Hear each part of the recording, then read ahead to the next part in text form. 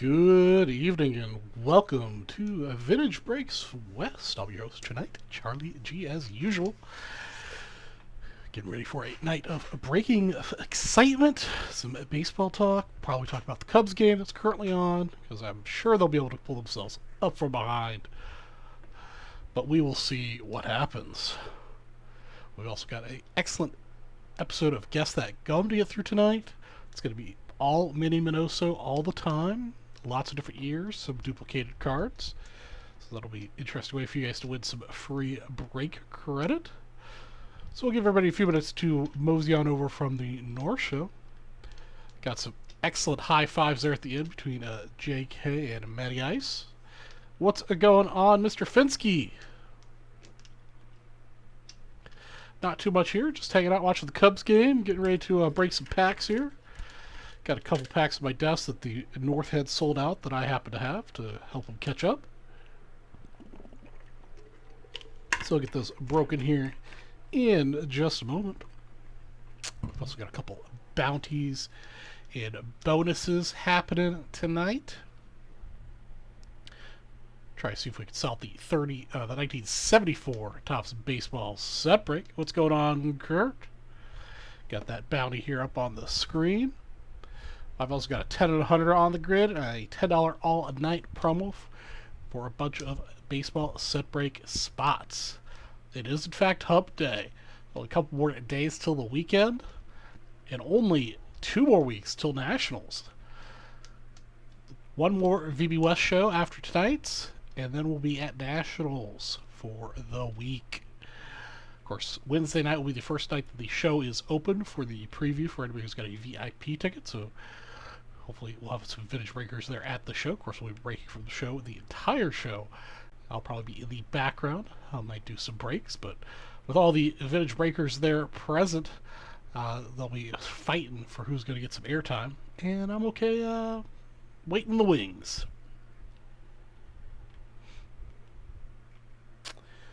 But I do leave for Nationals on the Monday of that week. So not too much longer, only 1.5 more work weeks for me. And that's very exciting. I also have this bounty that's not on the screen. It's for the 2020 Bowman Draft Sapphire Box. We got 16 spots to go. If we can close out those 16 spots, I'll win something. First place gets a 1960 baseball set break spot. Second place gets a 1964. Third place gets a 1965. And the balance get BAM spots. So we're coming in hot tonight. Lots to do. Let me get this first break started tonight. We're going to start with the... let's see. We'll start with the hockey pack. 1981 Topps Hockey, number 197. Let's see here. Got to get my screen set up here. It didn't set up everything.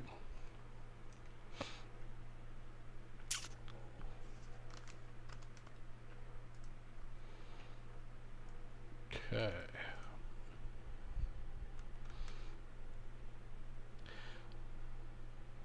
Kurt or Jason, are you guys headed to Nationals?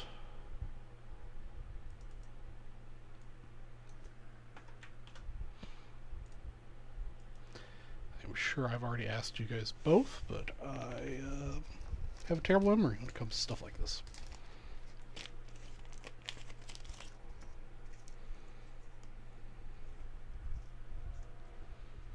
Fortunately not. Well, maybe next year. Maybe next year.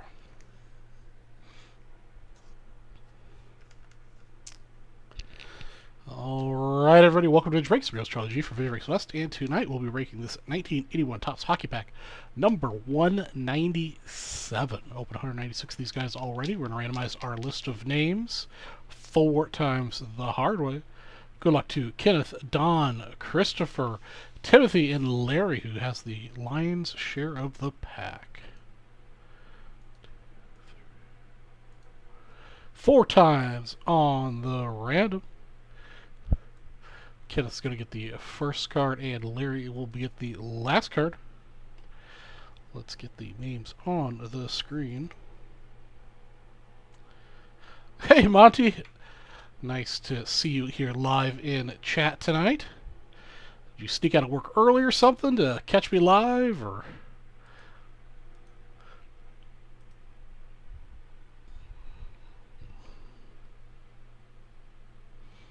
Excellent, Kurt. Yeah, it'll be back there, I think, next year. Should be, at least, if they keep their usual rotation up.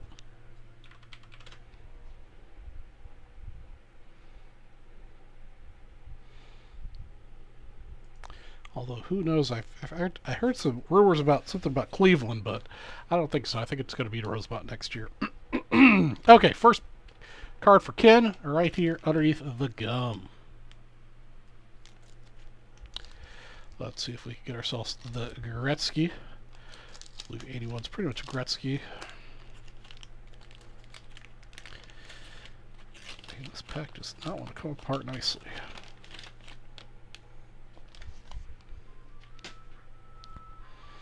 It's not Gretzky's rookie, but I still think it's the chase card here. Mike Allison. Let me see here. Check my cheat sheet. Okay, Savard and Cicerella are in here as well. Centering is really good off the bat, maybe a little bit off north to south. Got ourselves Mr. Mike Bossy. I believe he is a Hall of Famer. Super action, so we'll go ahead and card saver him up.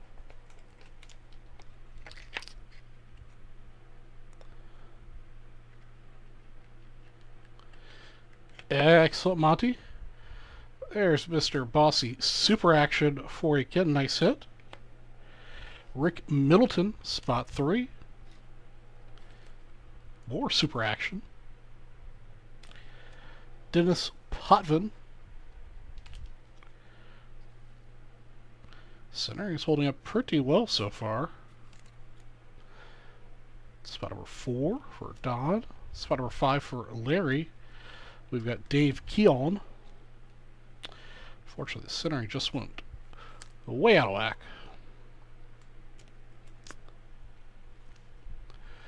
Next up, we've got Ron Greshner.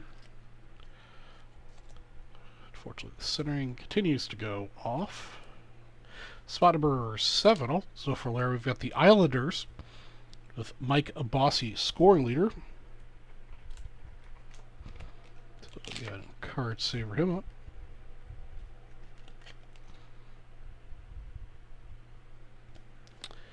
Tony Esposito. Back to center, left, right, but north-south's pretty far off right now. Mr. Bill Barber. And now we've gone off-center the other direction. Spot number 10, Stan Smile.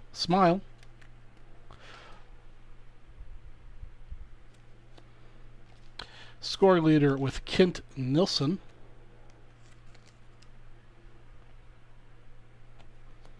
Hey, here we go. Spot number 12. We hit the chase card.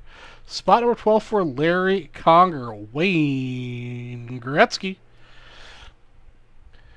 Wayne is off center, unfortunately. He will definitely not be a PSA 10 Gretzky. Probably a 8 or 9 OC. If you want the qualifier, otherwise probably going to be a 6 or a 7, because that is pretty far off center. Back's not quite as badly off center, but still off center. Nice hit, Larry. It's been a good pack. And the last card in the pack, the wax card, is Bill DeLargo.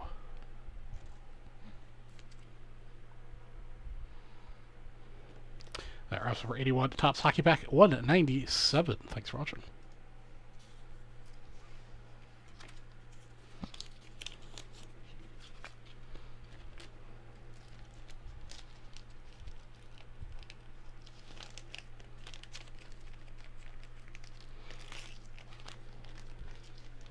That's a pretty good pack to open the night with. A couple Hall of Famers in there, and of course the Gretzky. Nice hit for my Morel. Nice. Man, Morel can run.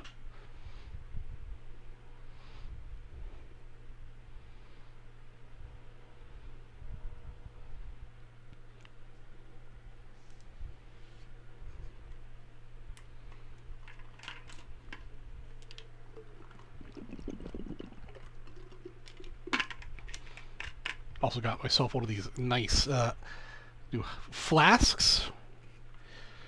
Help me drink more water.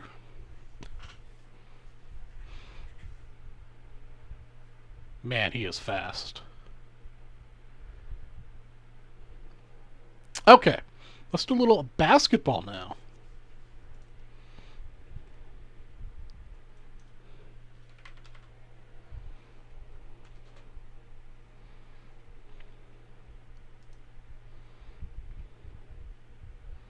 See if we can get ourselves Mr. English, or of course the Dr. J's, Pistol Pete's. I think. Let's see who we've got in this pack. Oh, we got a bunch of OGs in here. I like it.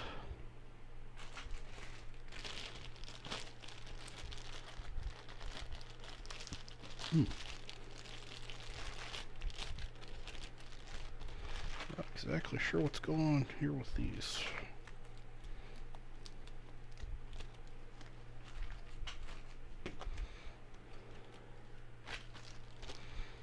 All right. I think we're all squared away now, ready to get this one going.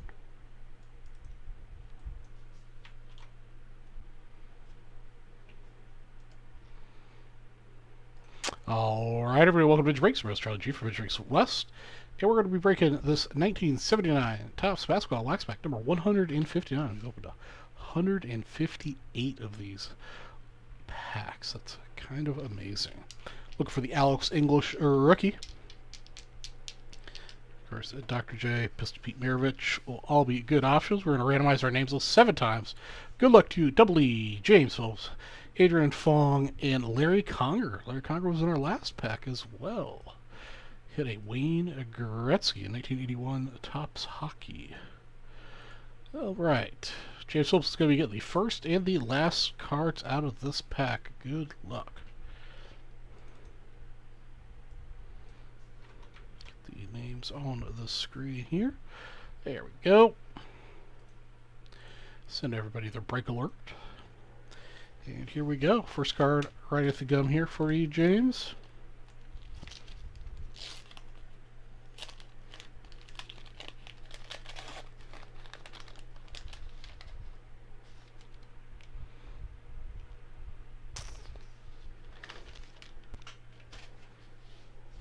All right. First up, we've got ourselves a Kevin Porter.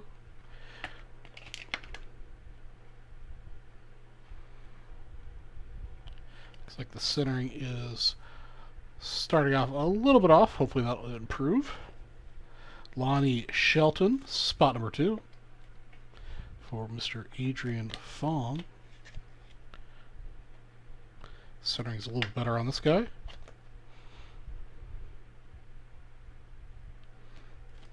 Wes Unseld.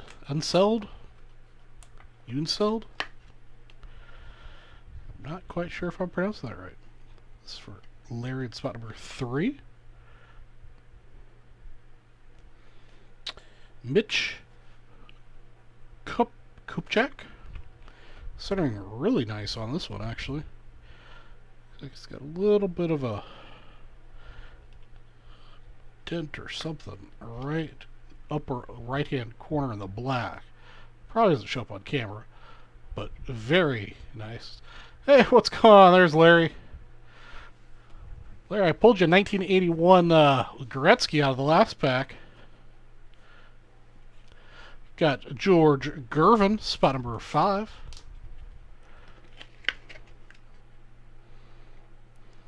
Centering is holding up.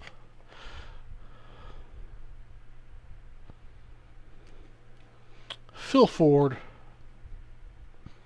spot number 6. Excellent, Larry. That was a pretty solid 1981 hockey pack.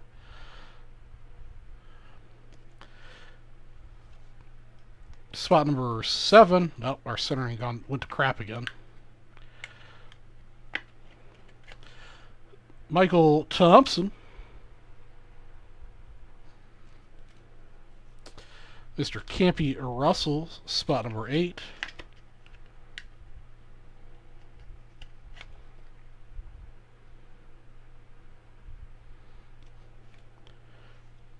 Dennis Johnson, spot number 9. Another one for you, Larry. Got one more shot in this one, Larry, to hit the English. Spot number 10. Bill Robinson.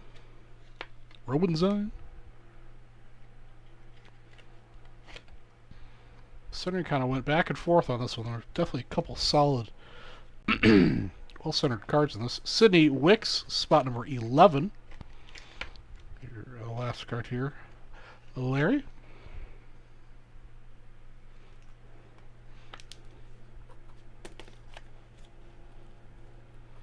And last card in the pack, the wax card for James Phillips, Tim Bassett.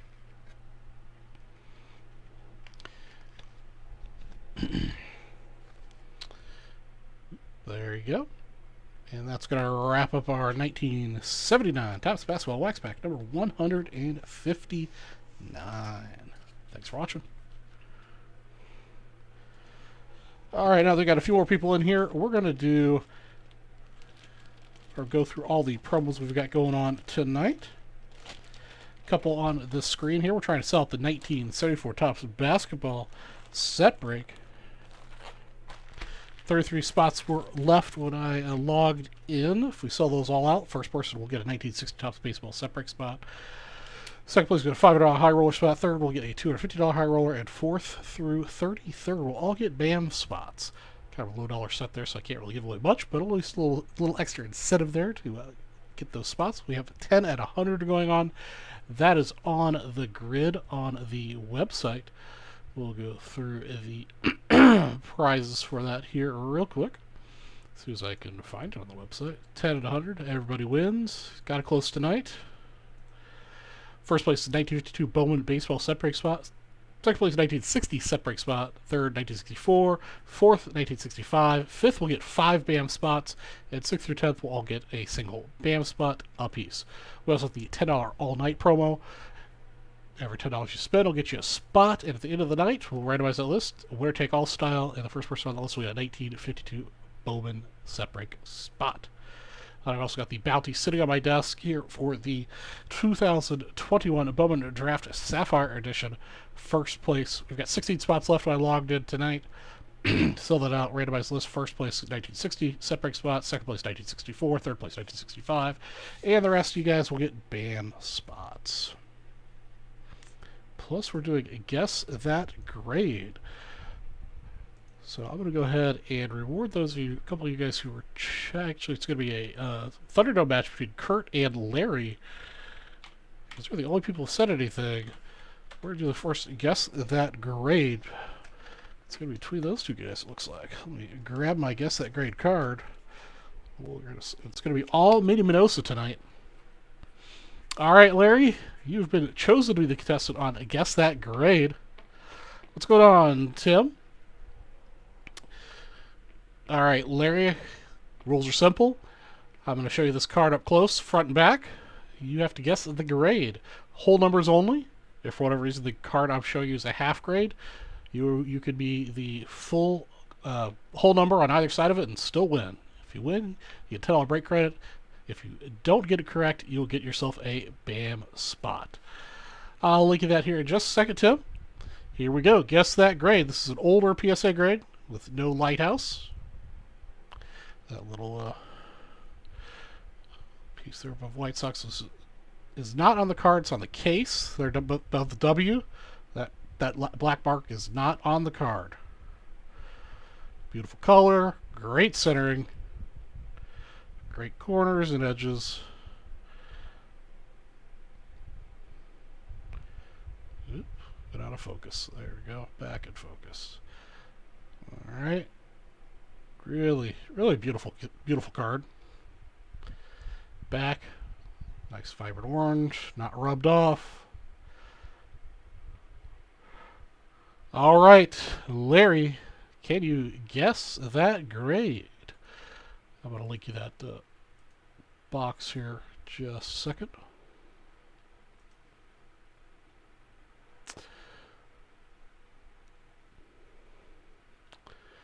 Let me get this.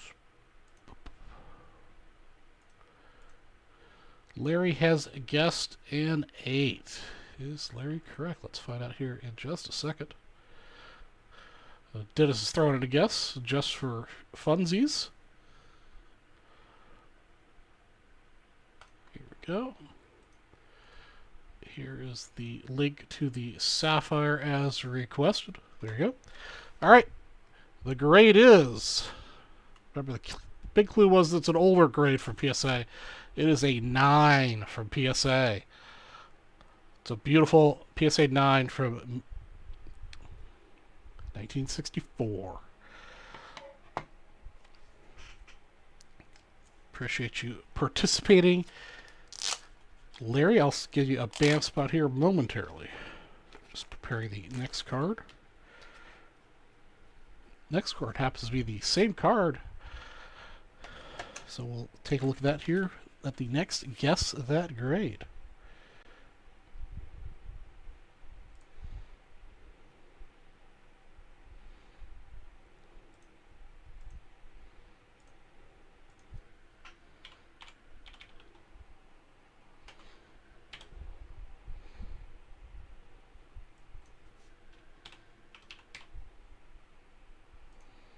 All right, Larry, I've got your BAM spot added.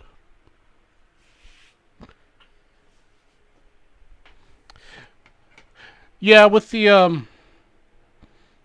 I don't disagree. I think the front is definitely probably a 9. The back centering being so far off left to right and a little bit up and down. I think if you turned it in now, it would probably be an 8.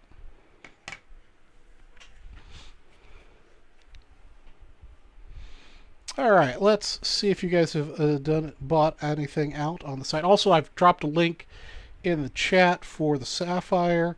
I'll also drop a link for the current inventory that I have available. If you want to double check that, if you find something on there you want to buy that's not on the website, just let me know and I'll fix that up.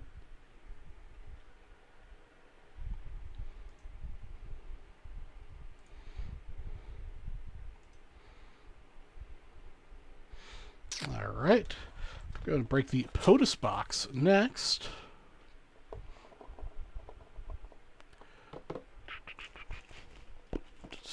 Bags. Boop, boop, boop, boop, boop.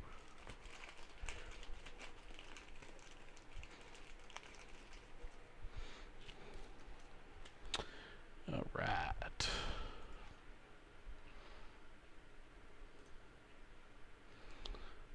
Looks like this is mostly personal for Russell Waggers.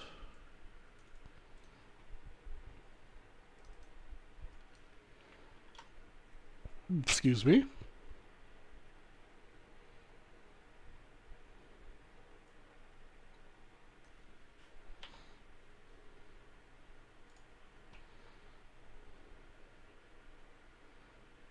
All right, everybody, welcome to Vintage Breaks, Real Strategy for Vintage Breaks West, and we'll be breaking this 2020 POTUS Blaster Box number 89. Search for some presidential autographs as well as some memorabilia pieces. See what we can find. Randomize our list 7 times. Oops, that's the wrong names on the screen. You also say 7 on the random. Got Russell Waggers, who's got 5 of the spots, and Tom O'Connor will have the 6th spot. Let's see where it all shakes out. 6 and 7. All right, so Tom O'Connor will get a 4th spot there in the middle, and Russell will get the rest.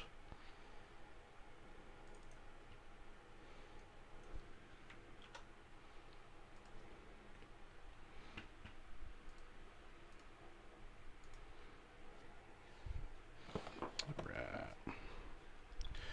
Let's get this box opened up.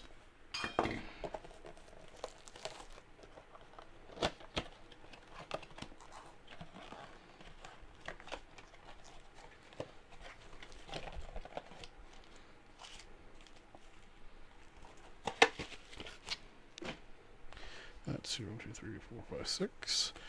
Our bonus pack will go to spot number 1 there. 1, 2, 3, 4, 5, 6. Yep. All right, pack number 1.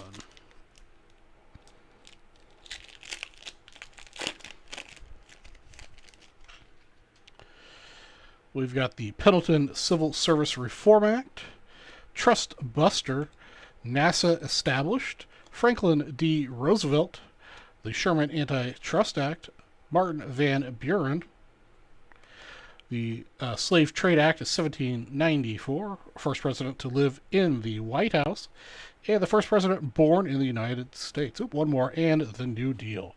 That is pack number 1.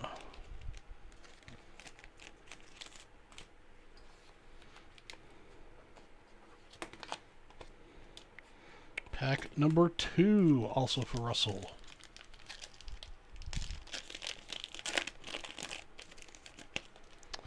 Latin and Greek. Preservation of the Union, James Monroe, Herbert Hoover, the Dawes Act, Andrew Jackson, Lyndon Johnson, Adams-Onis Treaty, Trail of Tears, and building the U.S. Navy. Very cool cards. Lots of history in these.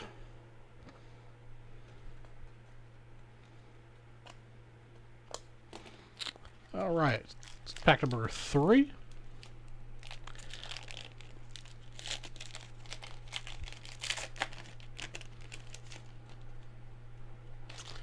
First civil rights president, youngest president, James Madison. No national debt. If that's ever going to happen again. Renovation of the White House. The Barbary War. John Quincy Adams. Calvin Coolidge. Ran unopposed. Uncivil presidential race. Pretty sure that can apply to any of the current civil presidential races. And William McKinley. Pack number 3 for Russell. Then we get our pack here for Mr. O'Connor. Pack number 4.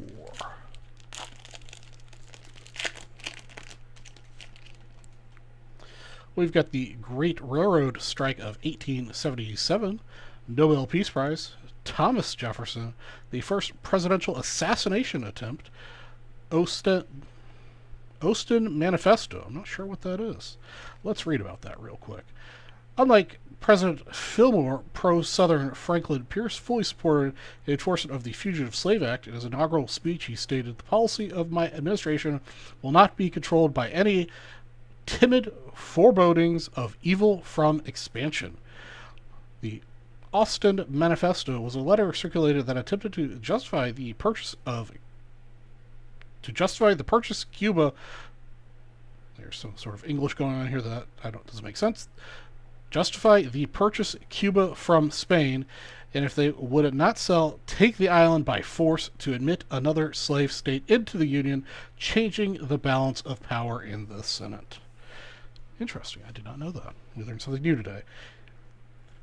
Here in Warren Harding, War of 1812, James Buchanan, and Grover Cleveland. That's pack number 4 for you, Mr. O'Connor.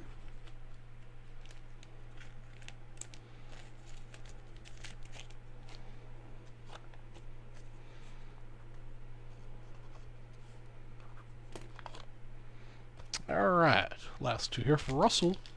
And then we'll get the bonus pack, which will also be going to Russell since he's in spot number 1. Compromise of 1877, American Antiquities Act of 1906, John Adams, first president photographed, James Garfield, 15th Amendment, Woodrow Wilson, the Library of Congress, Franklin Pierce, and Benjamin Harris. That's going to be pack number 5.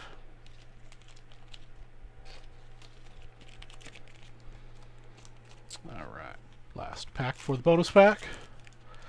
What's going on out there, everybody? Got Larry chatting, Tim a little bit. Who else is out there in Chatland? You got to chat to be able to get onto the Mini Minoso Guess That Gum series for Winter Winter Chicken Dinner. Pat number 6469 for a boat, some variety, can't remember which one. Annexation of Hawaii, George Washington, First president to lose popular vote and win the election. Rutherford B. Hayes. Fernando Ward.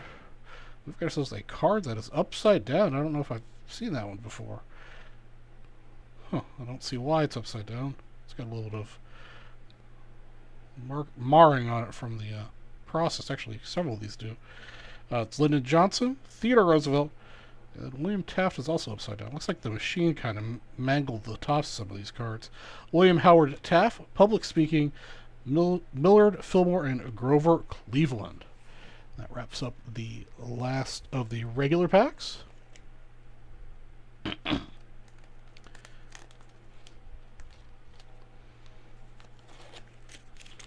we'll get our bonus pack here. Let's see if this has got a hit in it. Russell Waggers. Here we go.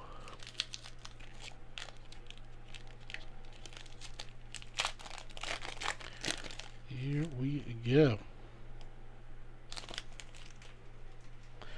First card's the Pullman Strike.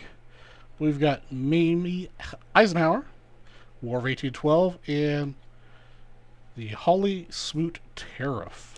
Unfortunately, no big hits of this one tonight, but that's going to wrap up our 2020 POTUS Blaster box number 89. Thanks for watching. All right.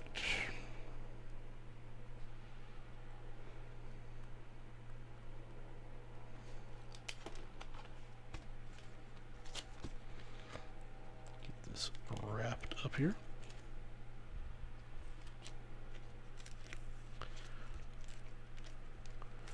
Dennis, I will be there the entire time. I arrive on, I fly to Philadelphia on Monday. And then I take the train over on Tuesday to get there to set up and be available to help the boys out on Tuesday. And then I'll be there Wednesday, Thursday, Friday, Saturday, and probably Sunday a little bit. My plane doesn't leave until late Sunday. Got to check the train schedule to see what time the train leaves. That will take me to Philadelphia. What's up, Mr. Spellman? But I will definitely be there the whole time. I will be at the Vintage Breaks booth most of the time. Of course, I'll be out wandering the show floor looking for bargains, shopping it up.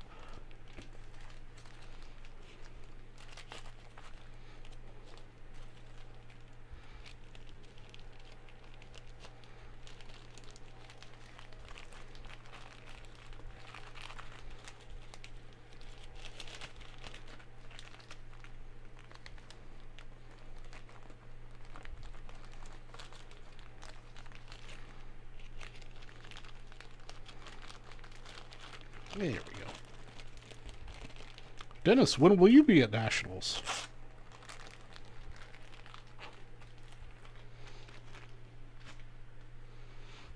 Alright, let's see if anyone's done any damage on the website. Looks like Larry has taken down a large swath of the 1974 Topps Baseball set break. I like it.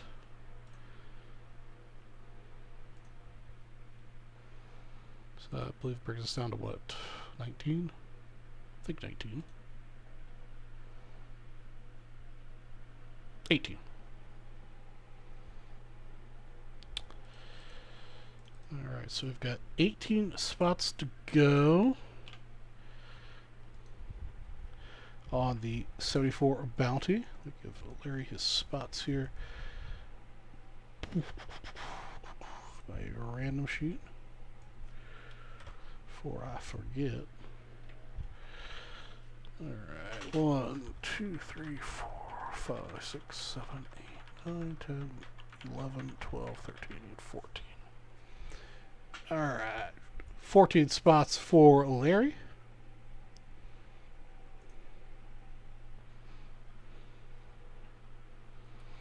Excellent, Dennis. I mean, really, that's what you need to be able to take it all in. Of course, it depends, you know. Those younger or fitter among us might be able to get through the show quicker, but my back, my knee, and my physical limitations of being able to walk around that much, it takes a few days for me to get through it all. I wish all the tables were up at like, 48 inches or something higher, so I didn't have to lean over so much, but it is what it is. I'll live. I'll stop complaining. I did get my list all together for what I'll be searching for. I've got my current little set of trade bait cards. There's a lot of things that are good for me. I just choose not to do these things. You sound like my doctor. Alright, we're going to do another Guess That Grade. Winner, winner, chicken dinner time for those of you who've been chatting up.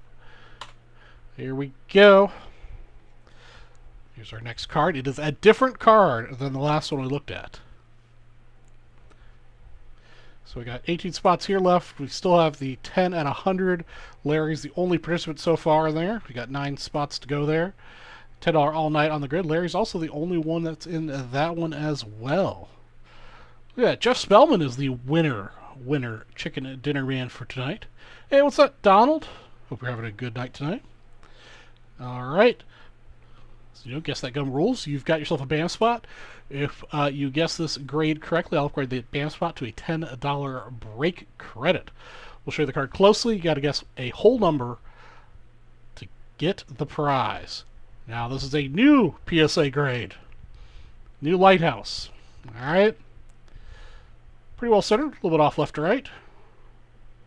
Good corners. Great edges. Pack fresh condition, in my opinion. Good. Maybe a little bit something on that bottom right. Donald's throwing in a guess just for funsies. This is a guess for Mr. Jeff Spellman. That's the front. We got ourselves the back. Back's pretty clean. Off left to right.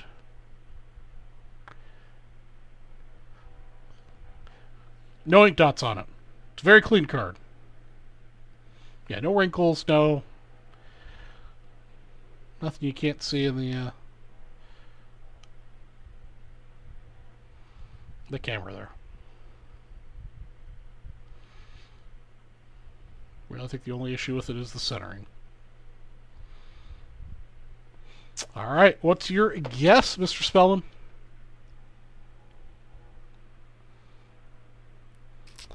Ooh, Donald has negatively influenced your grade. This is a PSA 8. These cards are virtually identical when you look at them in person. An old PSA grade 9, a new PSA grade 8. Centering's almost exact on these.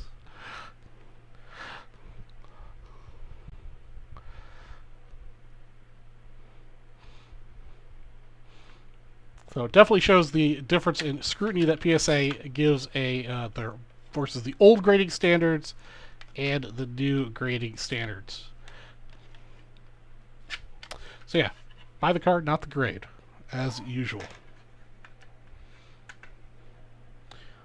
All right. For reference, our next will be some 62s.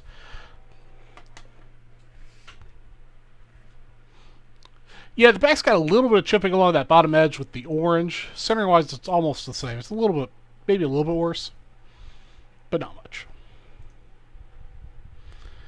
All right, Kurt's jumped in. Well, Kurt has went ahead and closed out the set break. So now we just have 2 people in it. So I'm going to randomize the list here in just a second.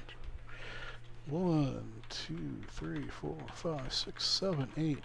Oh boy, what did I just do? I somehow managed to mess up copying and pasting.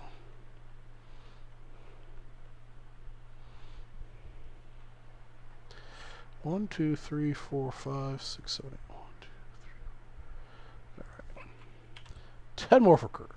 1, 2, 3, 4, 5, 6, 7, 8, 9, and 10. Okay.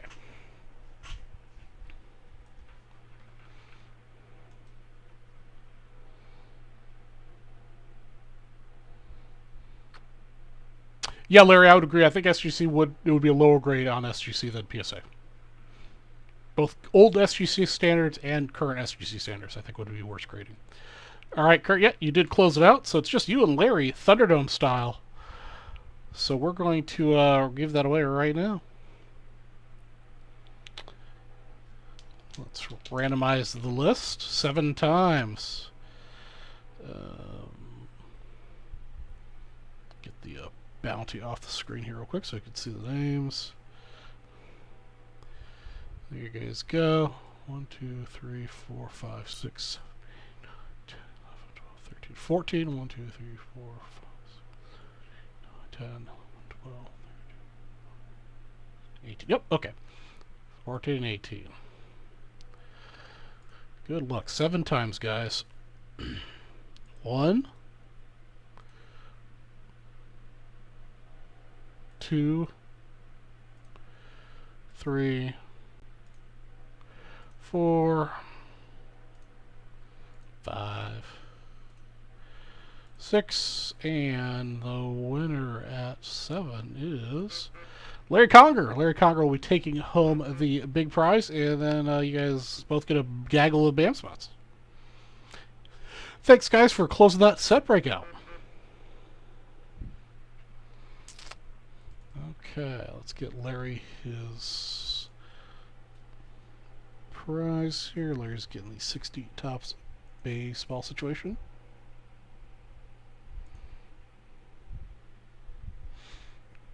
Excuse me.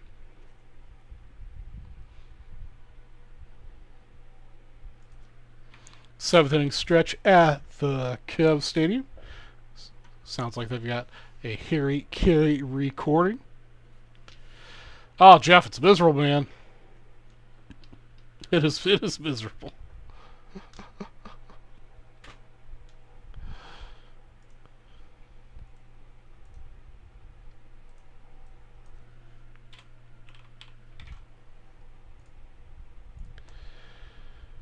Okay, Larry, you got your 60 set break. And BAM spots.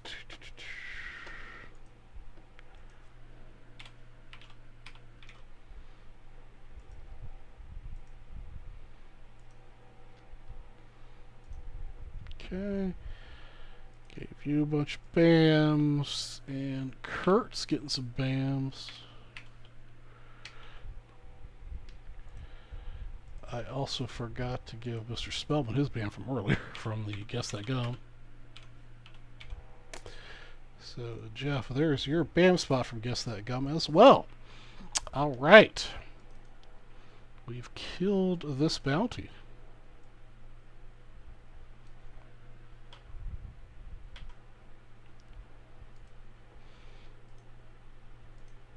Oops. All right. The bounty has shrunk down a little bit to what we have on the grid, plus the Sapphire box here. Get this back over here. Yeah, man, it was 100 and I think 11 or 12 today. I don't know. Today I didn't actually have to go out to the field, but tomorrow I'll be out in the field most of the morning. But I also leave the house at about 5:30 in the morning this time of year, because start getting sun about then. Well, thank you guys for selling it out.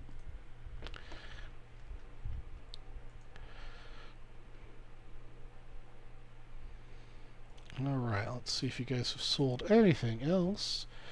Looks like David Levy has dipped his toe in the pool. Get himself some hockey, some set break spots. I like it. So David Levy also gets a spot in the 10 at 100. Kurt has a 10 at 100, so we've got ourselves 3 spots down at the 10 at 100, 7 more to go.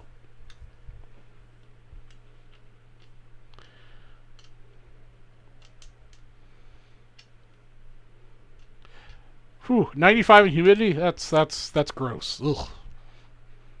I mean, 100 and 11, 112. We start flirting with like 115, I think, here in a couple days.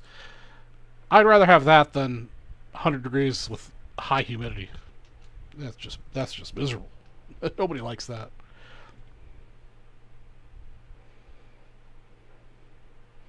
Ooh, I won myself a PSA 9 Don Sutton 75 mini. Fan-freaking-tastic. I like it. Alright, guys. Let's get the Sapphire broken.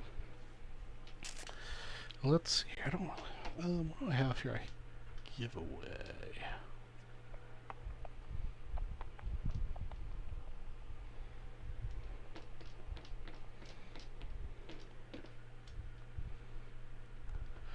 You know, I don't like cold either.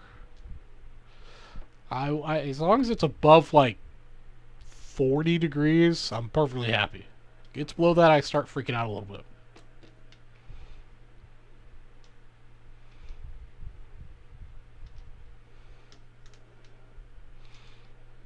Do not like to be cold.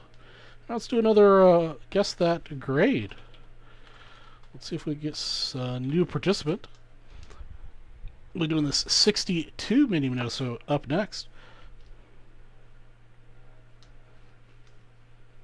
Somebody's going to get a BAM spot or a $10 break credit. Can I link the Sapphire? Of course I can. Give me just a moment here to pull it up. If I can hit the right buttons.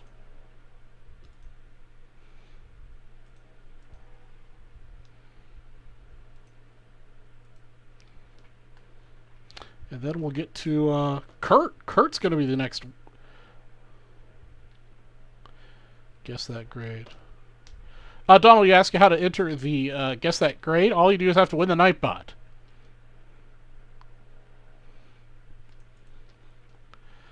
And if you get the Nightbot, you'll be in. Alright, here's the Sapphire box.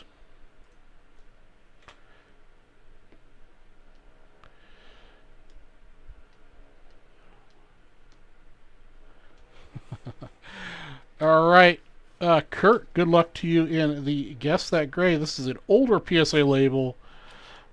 62s are notoriously tough because the edges wear, the corners round for whatever reason, a lot worse.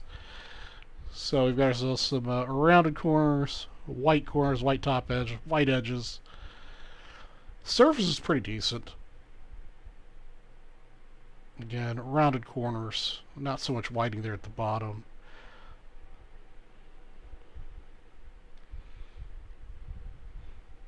Trying to see if there's any sort of creasing on it. You can't see on camera. I don't think there was any creasing on this one. Let me double check. Yeah, nope. Maybe a little bit of dog earring on that bottom corner there. Corner's definitely led a rough life. Some white spotting there on the back. And the corner closest to my fingers got a little bit of dog ear on it. Kurt's going with a 4. Kurt, you are correct. Get yourself $10 break credit. Nice little low-grade mini Manifesto. What's great about this one is why I put this one in my collection. What's going on, Pro, is because the actual image itself is really good. It's tough to find these. I mean, the corners and the edges on all the 62s are tough, but the actual image itself is really, really vibrant, really nice on this one. All right, Mr. Kurt, give you some money.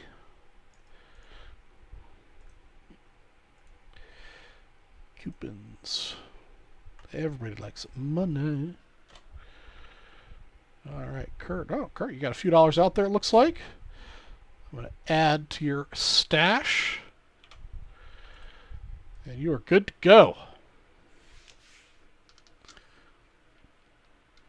Yeah, three's a pretty good guess. I think 4 is a fair grade for it. I don't think I would have been too rough if it was a 3. But I bought this one pre-graded. Anything that's got an older lighthouse on it, I didn't get graded. I bought graded. So, I mean, cards like this could be picked up for $20 or $30. Manifesto's one of the he deserves a lot more credit than he got.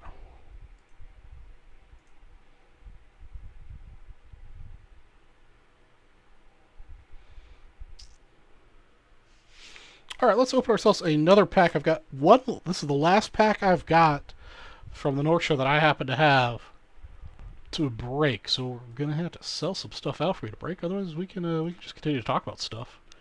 I'm good with that. You guys are buying other things. Oh, excuse me, man. Very belchy tonight. I'm sure you guys like to hear that.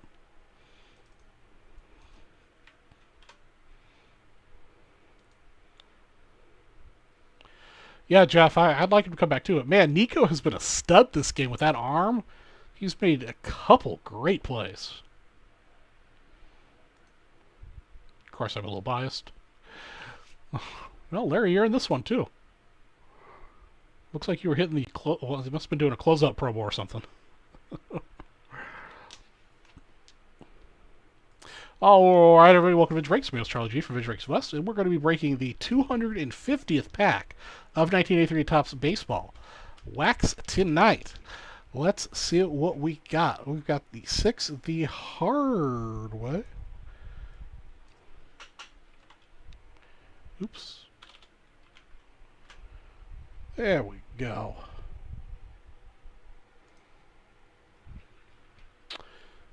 What was I doing? Sorry, I got sidetracked there real quick. Okay, there's our names list. We're going to randomize it 6 times. Good luck to Mr. Smith, Farnsworth, Schwartz. Mr. Schwartz, I haven't seen you around for a little bit. David Ray, and Mr. Conger. 6 times. Here we go. All right, and on 6, there's our list. David Ray gets the first card, and Mr. Farnsworth gets the last card. I can only think of Futurama when I hear Mr. Farnsworth. Is that Futurama? That is the doc. Isn't it the Doctor of Futurama?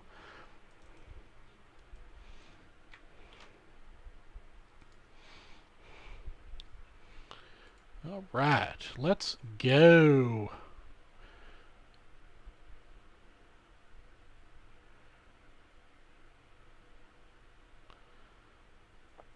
Kurt, I can fix that here momentarily.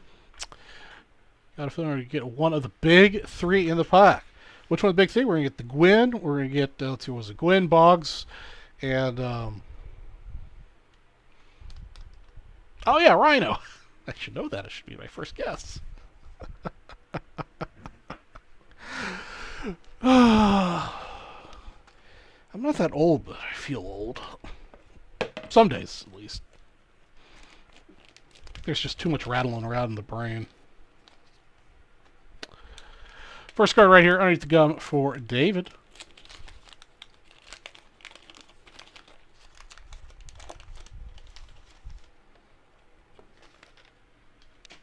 First card up is going to be Mr. Mike Stanton. How about Luis Ariza, best hitter in MLB and not even starting in the All-Star game? Yeah, Luis is definitely a hot. I think Luis is a buy right now. Did a slamp. I also think Nico is a buy right now. I think people don't realize how hot he is right now. Danny Heap. I'm not buying any more Nico because I already have 8 million Nico cards. Danny Heap, spot 3. Hey, what's going on, Mr. Blevins?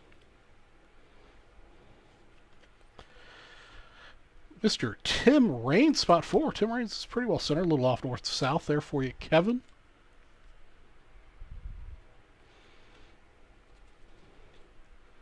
Rick Camp.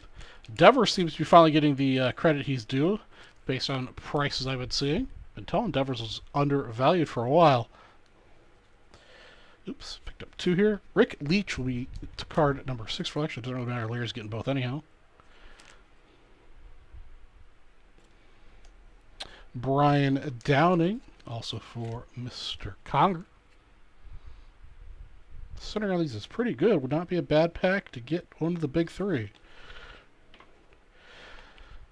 Manny Sarmiento. Centering's unfortunately going off after I mentioned how good the centering was. I should just keep my mouth shut because usually that's what happens.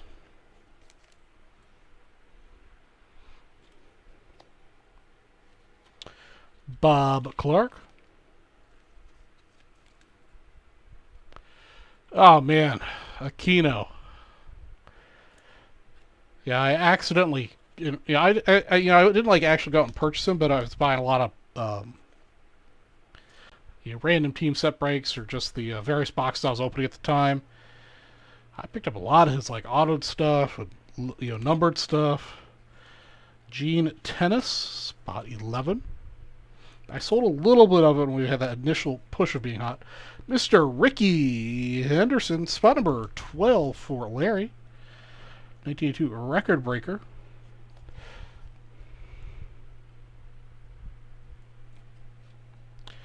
Jody Davis, 13.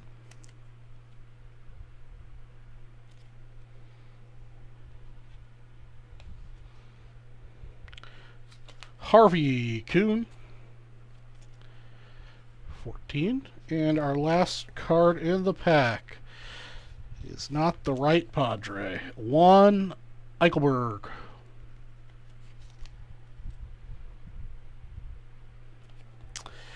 And that wraps up our 1983 Topps Baseball pack number 250. Thanks for watching.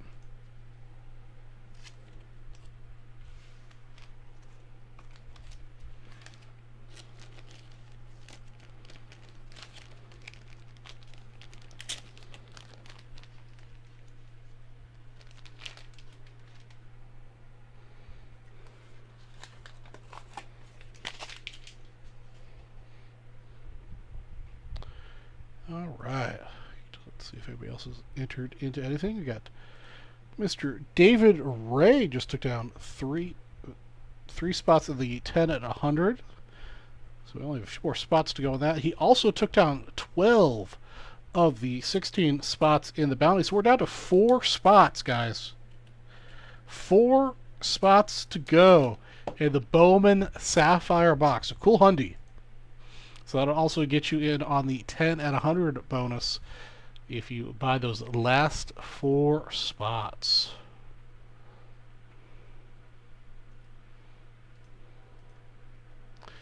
We'll go ahead and paste that up right there. Chris Martin. I'm not familiar with Chris Martin. Is he an up-and-coming prospect, or what do you do?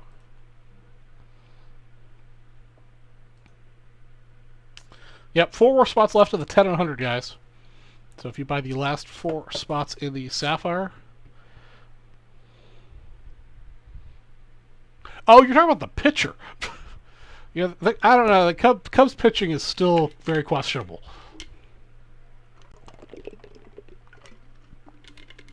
It seems to change on a dime. I haven't really paid much attention to it, honestly.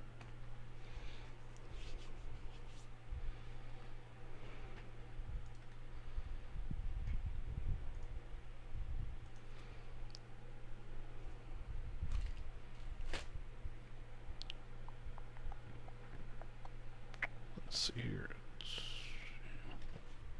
Hap.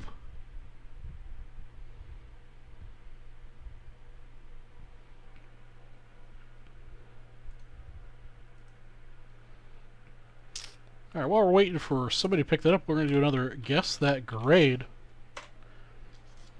which will be another 1962 Minoso, but a newer grade. I think I got this one graded. I don't think I bought this one graded. Kurt gets to take another stab at taking my money. Oh yeah, I was gonna fix your break credit. Hold on a second.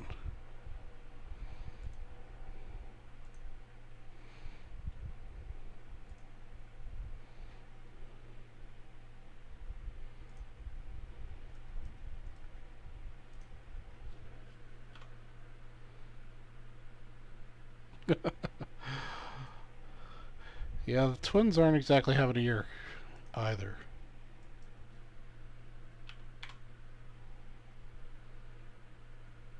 All right, Larry closed out the Bowman.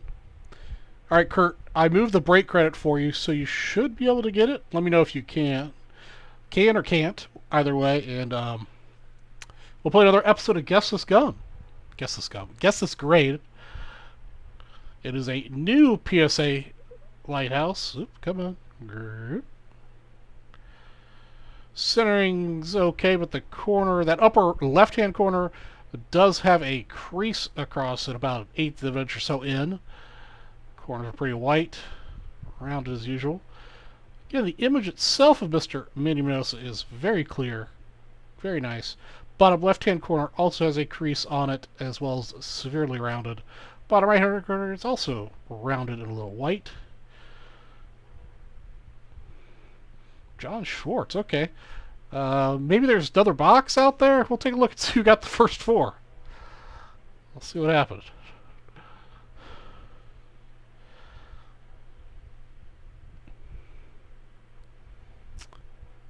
Back is pretty clean, but you can see how round those corners. Remember, two of the corners do have creases on them.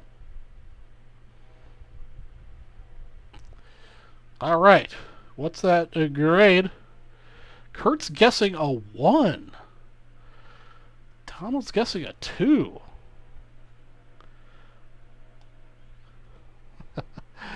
All right, guys. Kurt guessed a 1. Jason guessed a 5. Well, it's actually another 4.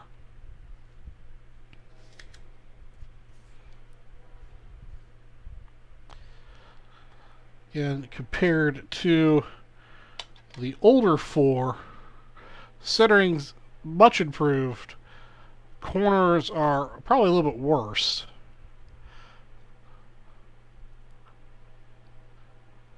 But it is a 4.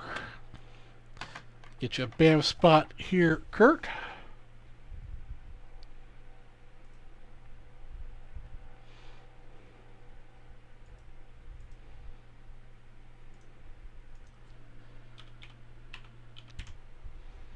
Oops.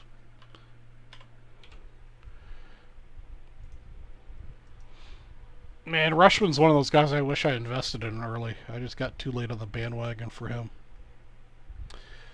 Alright, let's see who got the first 4 spots. There must be 2 boxes out there or something. Okay, so Jason Serafinsky bought 1 spot.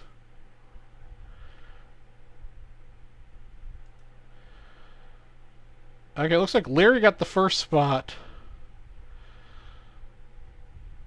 Yeah, so you guys are in box 16. And this is box 50. So you guys will be in the next box. Yeah, PSA is usually harder on creases. I think I got... This is one that I bought raw. And I was actually pretty surprised that it was a 4. I thought it was going to come back lower. I did think it was going to come back a 3, probably. Maybe a 2. Sometimes you win. But again, I mean, you know, from a display standpoint, really good looking card, and I think this is like 30 bucks now. Maybe 40.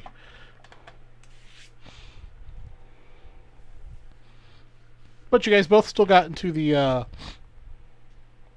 10 and 100. Well, yeah, that's the unfortunate thing about all the grading stuff in general is it depends on who the grader is. And as Larry just pointed out, that's why there's always a swing in prices for vintage. You know, it's very, very, you know, I've mentioned it before on the show that, you know, every PSA 9, you know, ultra modern stuff, PSA 9, PSA 10 is, yeah, super easy to comp. You know, they're all the same. But vintage, not very many 9s and 10s out there. Even in the 7s and 8s, there are very few new 7s or 8s out there. Mostly you're looking at old 7 and 8s. And all the other grades, you know, mix between the old lighthouses, the new you know, old and new regimes. So you got to buy the based on the card, not the grade. I mean, starting off the grade's a good place to start. But if it's a, you know, card that looks like poo, and it's especially when you get down lower in the chain, you know, but, you know, looks like poo because it display well, but it's a 2, and then you can get one that's a 1 that displays beautifully. Which one's worth more? Well, the 1 in my opinion, but, you know, sometimes it's hard to when you're talking to a dealer. That's why you know, you got to work with a dealer that's, you know, knows how to price his stuff. It looks like shit. We're allowed to curse occasionally now. Not that ever stopped me before. All right, let's get this started here. Let me get some penny sleeves ready to go. All right, where did all? There you go. There we go.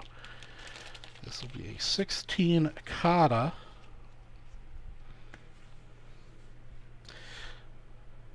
Actually, no, this is 32 cards, so I'm going to have to get creative with what I do. We'll work it out. We'll figure it out. Yeah, the first thing I look for is just general, like, overall eye appeal of the card.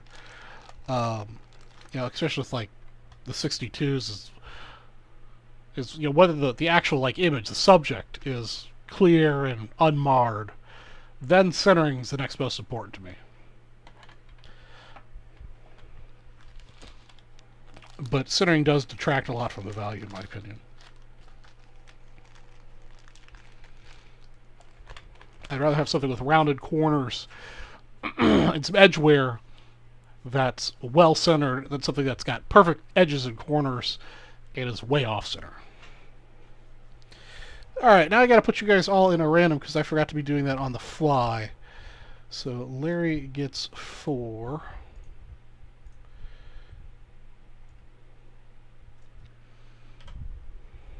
Work on backwards here. All my yapping. 2, 3, and 4 there. So that's Larry Conger, number 614. And David Ray gets the rest. He gets 12.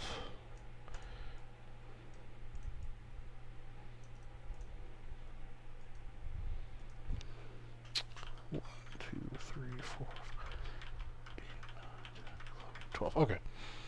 That is all of the spots.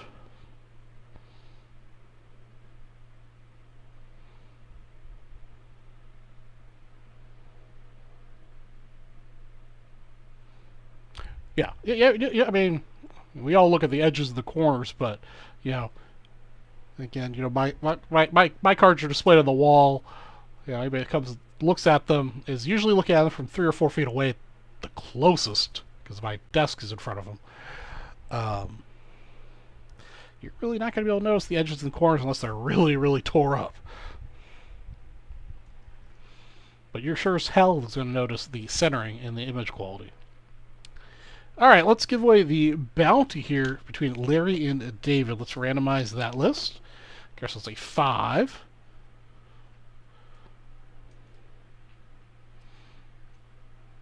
And I'll give you latecomers a BAM spot. Just because I can. 5 times. 1, 2, 3, 4, and 5. Alright, David Ray sweeps the big spots with the 1960, 1964, and 65 set break spots.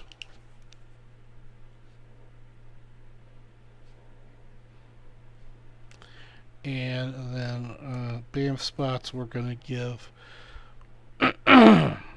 4 times to Mr. Conger. And we're going to give away 12, 9 times to Mr. David Ray. And then I'm going to give away some more to you guys who... So Jason Serafinsky will get 1.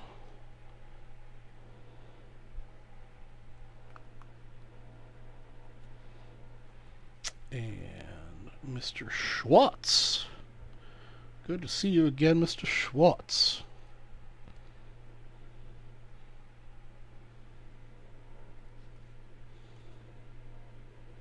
We'll get 4.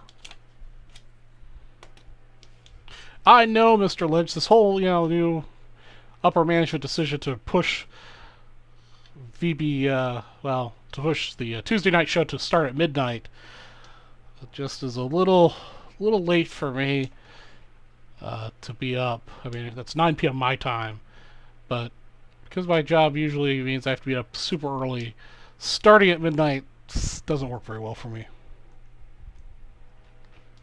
Who knows? Write your congressman. Maybe they'll change that. Oh, it was something like they asked me if I wanted to, if I would do midnight to 3 a.m. I was like, I believe my response was actually hell no. Was the actual response. No, it has been a while, Mr. Schwartz. I saw you in a break I just did a few minutes ago. All right, I've managed to lose spot number 1 already in this.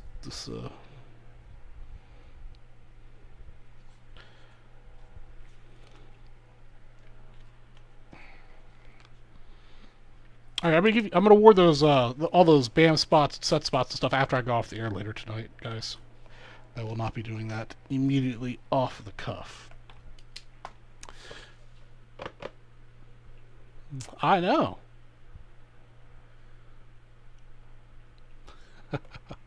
Well, we'll see what happens, guys. Just a little test situation to see, you know, what can be done. Trying to mix it up a little bit.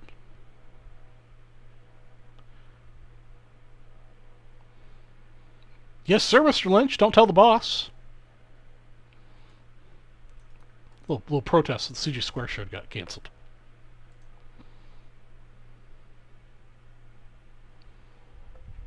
It's 52 Bowman spot. Pretty sure I wrote that. Let me check. Now you scared me.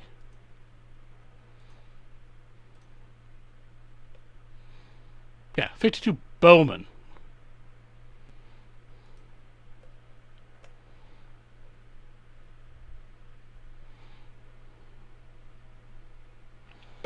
All right, let's see.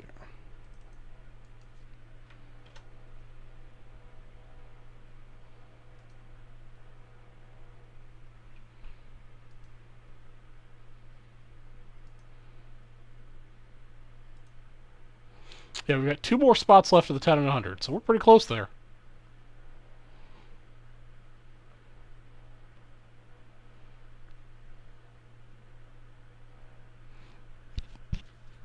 Yeah, you scared me there for a minute. I mean, I would honor it if I actually typed it and then Leighton would yell at me, but yeah. The 52 Bowman entry point is significantly less than the tops one.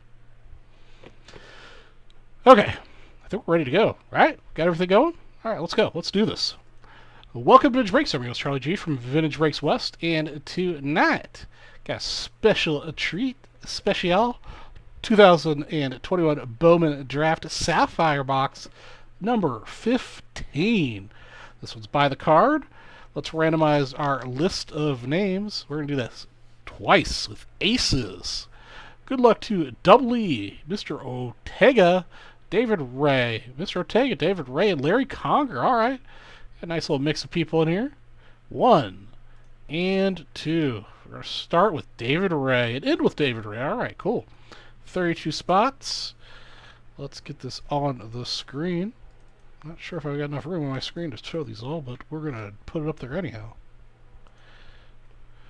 Actually, I do. I have exactly enough room. We're going to turn off the bounty right now so we can see the names a little bit better.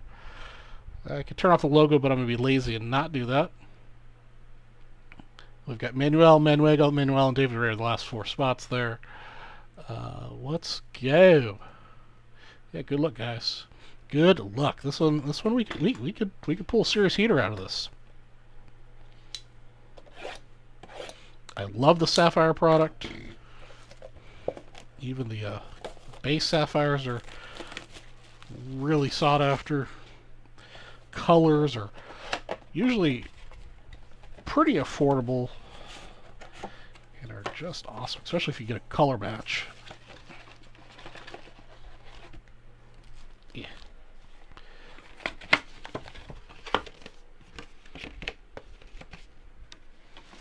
All right, here we go. Pack number 1 is going to be David Ray, and Double E.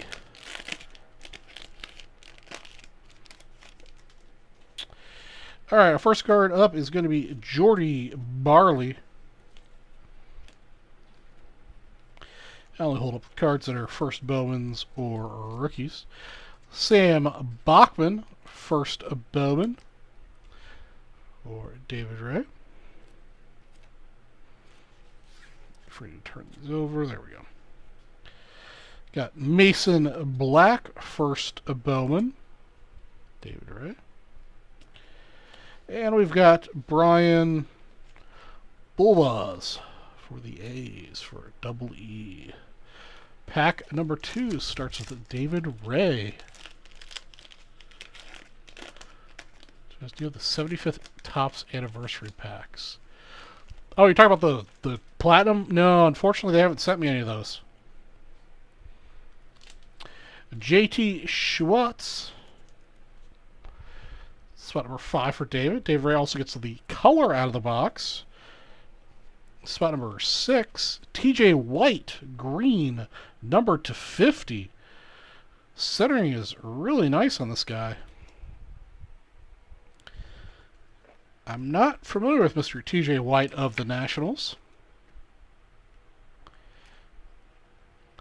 Well, we got ourselves a color non-pitcher for David Ray.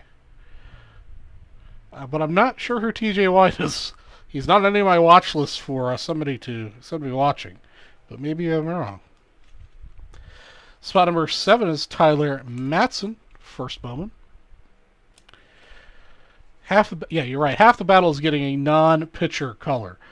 Michael Harris. He is a good prospect. Well, there you go. That's a keeper. All right, cool. Maybe I need to add him to my prospect list of people I've watched it for, because my prospect list keeps growing and changing as fast as I update it, and then I get confused and then I miss something. Or I keep buying somebody who's not a good prospect to buy anymore.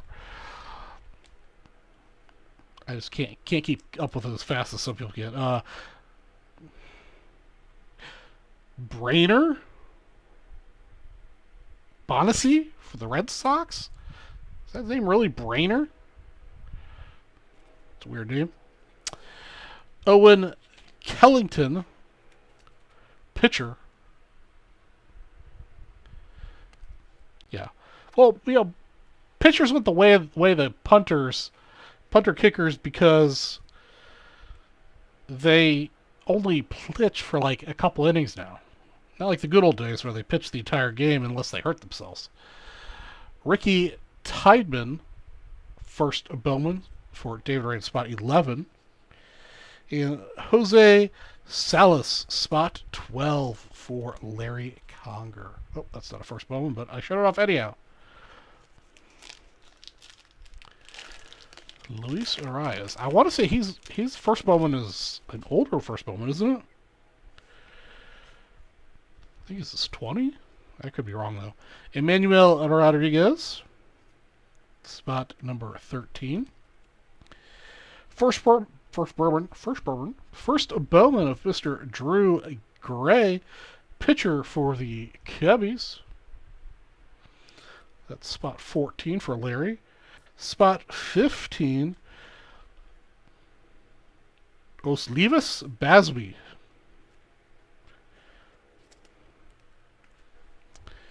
And card number 16, Adel Amardo.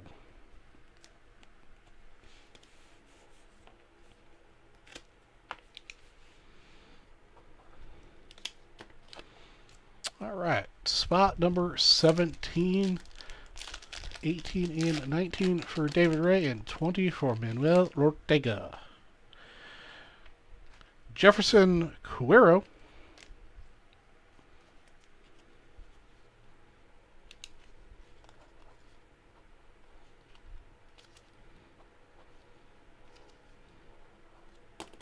Spot number 17 is going to be Brandon Bossier, first Bowman.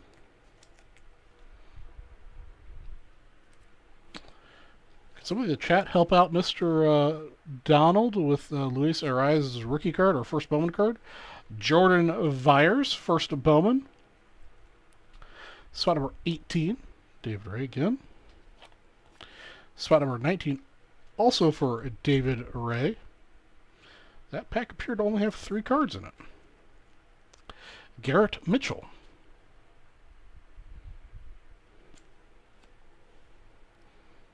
I believe I've seen that happen before. The next pack will have 5 cards in it. or we're shorted a card, and spot 32 gets a refund. Pete Crow Armstrong. Oh, we got a double color pack. This is spot number 20 for Manuel Ortega, Pete Crow Armstrong. Good prospect there. Unfortunately, that's not his first Bowman or his rookie card. Oh, it's 19? Okay. All right, spot 21 here.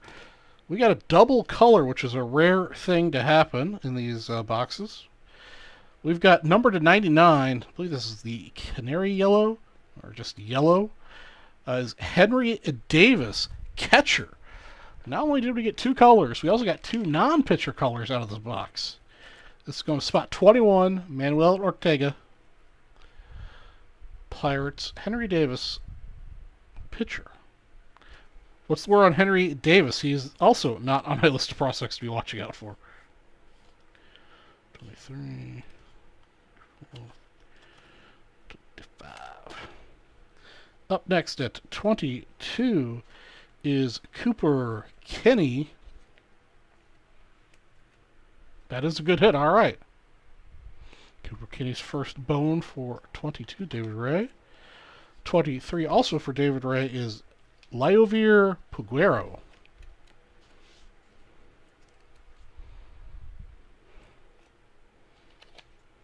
You're still 1 card shy in this box.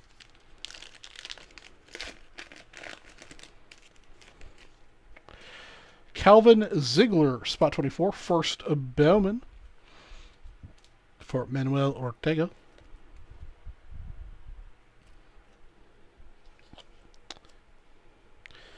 We got the Henry Davis, first Bowman, spot 25 for Larry Conger. Is that the? Yeah, it is the same guy, just the regular base version. Okay. Jackson Merrill, 26 for David Ray.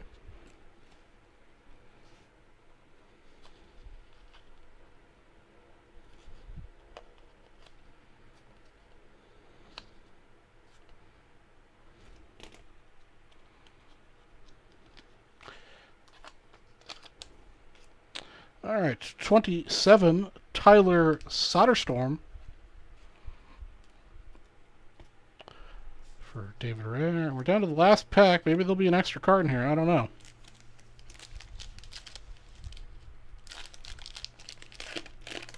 Yeah, definitely a lot. I mean, I've opened some of these where you get no first or very few first Bowmans. Even though it's the draft, doesn't necessarily mean it's their first Bowman. Elmer Rodriguez Cruz, 28, David Ray. I thought we were supposed to get an auto, though, in these boxes. I gotta reread the thing. Sal Frelick, 29. Yeah, we're gonna be short a card. Bubba Chandler, spot 30. And spot 31, Luis Matos. So, David Ray, I'm going to send you a refund for $25.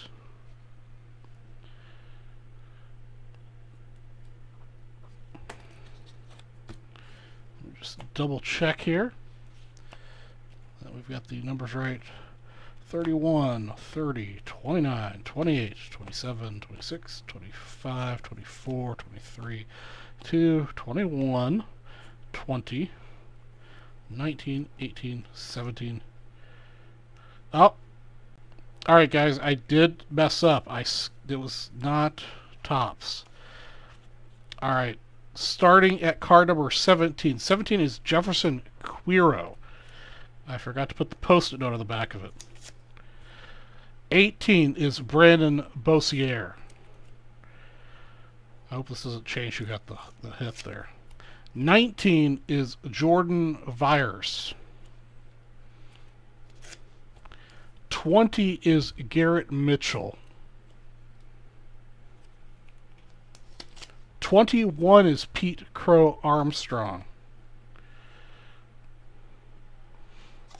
I'm really sorry, Manuel Ortega, but your hit for Henry Davis is actually card number 22 for David Ray.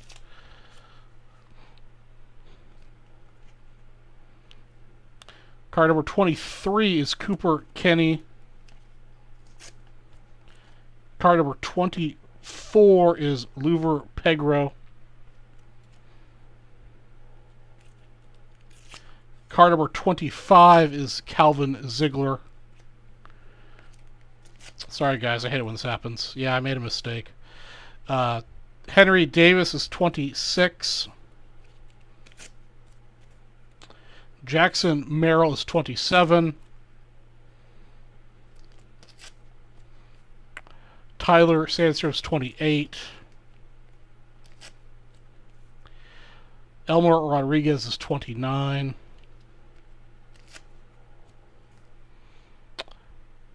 Sal Felix is 30. Bubba Chandler is 31. And no refund for David Ray, because your card 32 is Luis Matos. And that wraps up this 2021 Bowman Draft Sapphire Box 15 break. I apologize, I skipped that number when I was numbering it, but we got it figured out, so everybody gets the proper card, and we're good to go. Appreciate everybody watching. Thanks for participating, and I'll catch you later. All right. Yeah, it's better to catch it now than when Chris gets it in the north of the shipping department. Then there's a card that's not numbered, and the recording, says differently, and David or May well watch this later and get all upset.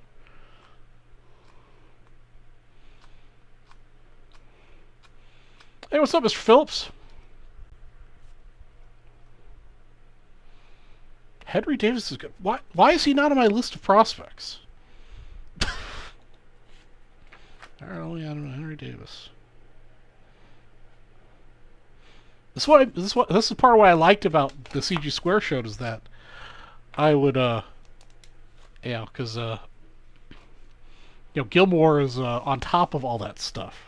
I'm always asking for advice for the ultra modern stuff to prospect in. Bowman Draft Sapphire Box 15. Indeed, it's all about how we rectify our mistakes. You got to be honest and just fix it. I wish a lot more people did that in my career. I just, so you know what, I made a mistake. Or I also understood that, we're all human. We all make mistakes.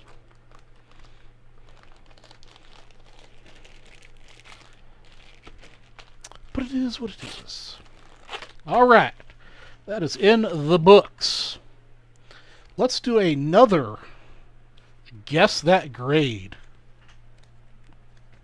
Oh, actually, this has got plastic on it. Oh, because he's a pirate.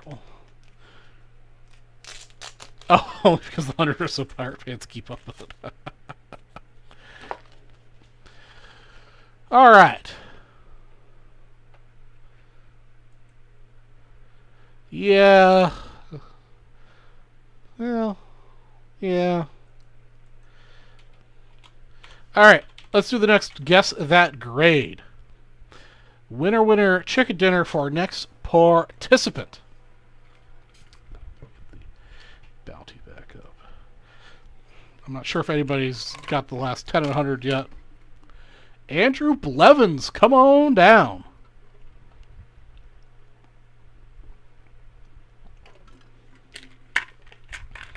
All right, I got one more in the 10 and 100, sounds like.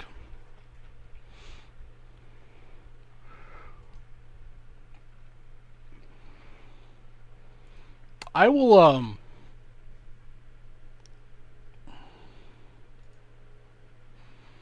don't know, if we close it out real quick, I'll set it up to run again. I'm not sure we can do another $1,000 in an hour, but I'll set it up. Yeah, we'll do a 5 at 100.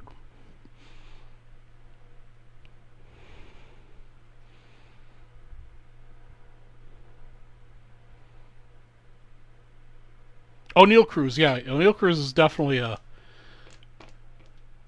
Andrew Blevins, are you in chat anymore? Just want to make sure you're here before I start this.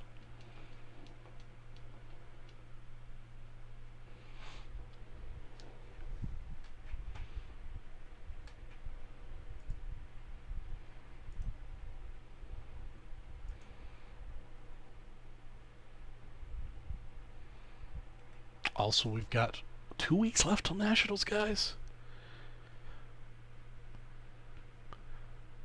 Yeah, but he might have stepped away or something.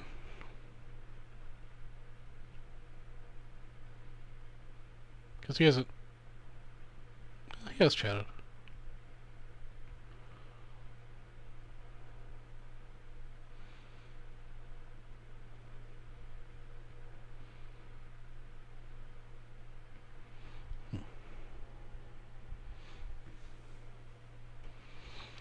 Alright. We'll do another winner chicken dinner. But if Andrew comes back, we'll do one for him. So let's see. We'll try again.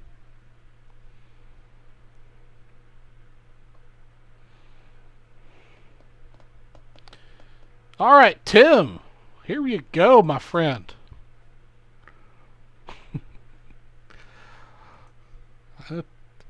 I know Tim's still around here someplace. He was giving me a hard time about my mistake.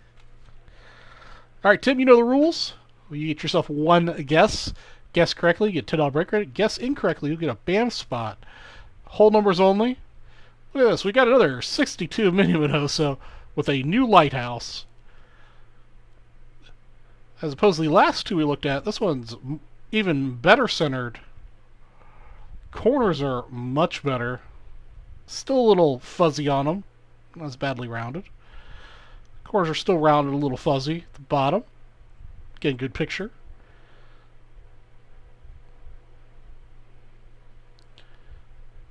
Closer, continue to focus. Yeah.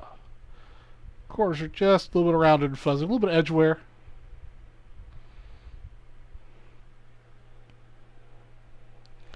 Take a quick look, see, make sure there weren't any creases in this.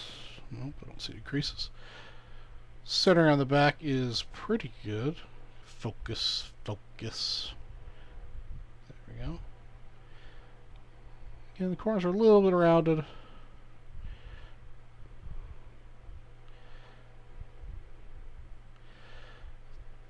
All right, Tim.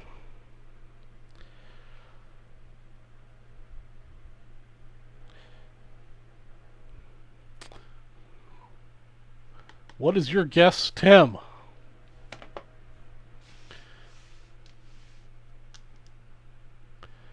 Tim Scallon has put his answer in. He says a 5. Well, Mr. Tim, you are correct. I actually think this card's higher than a 5. Looking at it in person. There are no creases. The centering's really good. The corners do have a little bit of wear, but I really think it should have been a 6 or a 7. But good guess. You get yourself $10 to spend, Tim. Also, if Courtney's still in here, I don't remember you saying that you were able to get to your break credit or not. Just want to make sure you got it. Hey, what's up, Billy? Yeah, you know, I've been enjoying it. Just unfortunately, it's not going to have the outcome that I would wish for.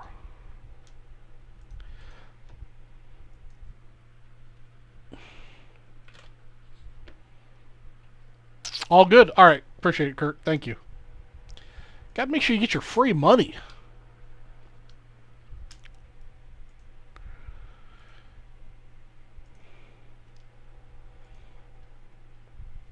All right, Randy Jones, I believe, took down the last spot in the 10 and 100. Let me double check here.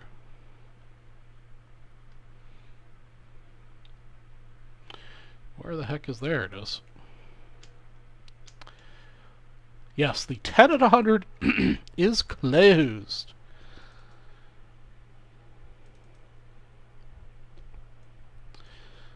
So we will get rid of that off the screen.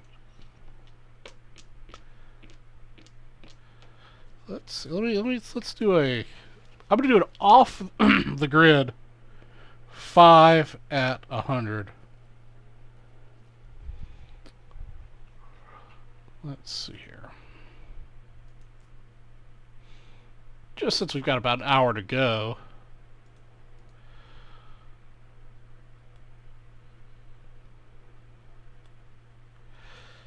It'll be a little bit smaller, but everybody will win something. We'll do a first place in 1960, second place in 1964, third place 1965. We'll give away a USFL in spot 4. And we'll do a $10 break credit in spot 5. So everybody will win something off the grid. I mean, technically the game isn't over yet, Billy. But chances are slim that the Cubs will score 6 or 7 runs in the bottom of the ninth. And you guys are still up anyhow. And you guys just have, now you have 2 on with 2 outs. So yeah, 5 at 100 till the end of the night. So if anybody else wants to get in on something, first place is 1960 set break spot, second place 1964, third place 1965, fourth place 1984, and fifth place will get a $10 break credit.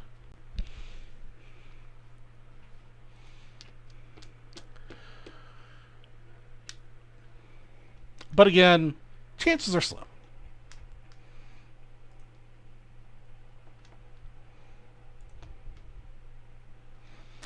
All right, let's do another Guess That grade. Because, guess what? I've got another 62 Mini Minoso.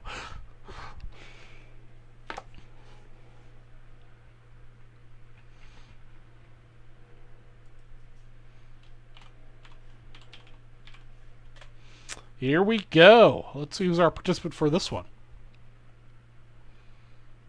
Also, you guys are in charge of reminding me if Andrew Blevins comes back in, he gets a guess that grade auto-magically. Bradley Aldrich. Bradley, come on down.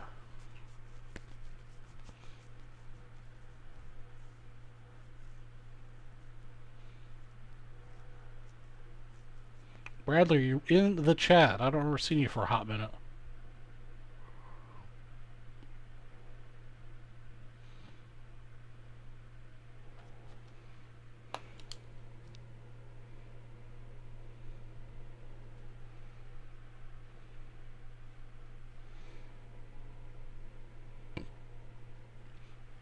Paging Mr. Aldrich. Paging Mr. Aldrich.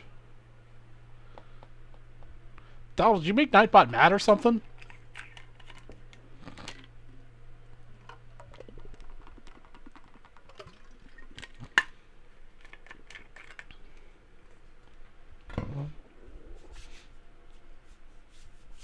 All right, Tim, I think that's a good idea. Let's let Donald swing at it. All right. What we've got here is a case that's kind of beat up. It's an old grade. The upper right-hand corner, although perfectly square, does have a tag, like the 16th edge of the corner.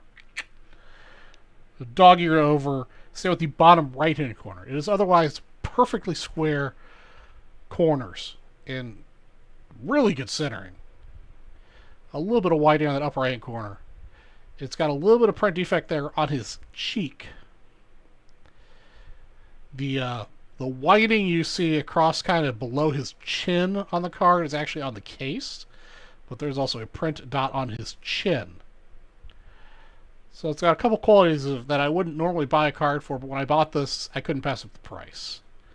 But centering is really good on this one. Back is well centered and clean. Keep in mind this is an old PSA grade.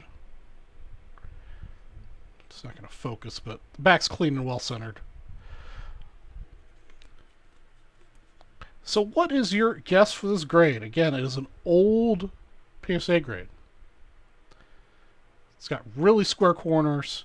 It just happens to have the two corners that looks like somebody dropped the card basically the upper right, the upper left, and they've creased just a little bit and folded back down. Great color, great gloss. Some print defects. Donald's taking a 4. All right, Donald. I think if you set it now to get graded, it would be a 4. But back in the day, PSA gave this a 6. So you get yourself a BAM spot.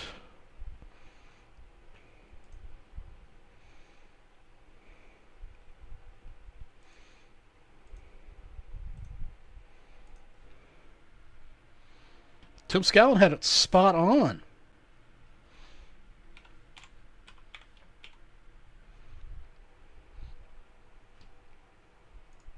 Yeah, you got to take into account when it was graded.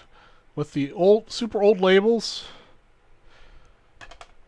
you know, it's got to usually go up a couple grade or two of what you think it should be.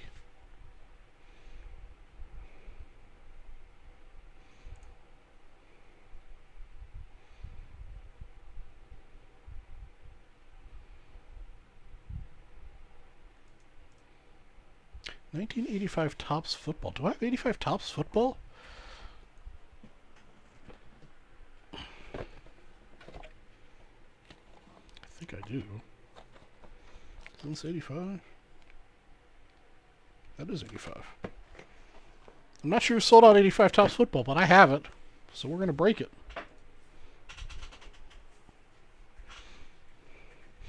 Oh, it's Kurt. Thanks, Kurt.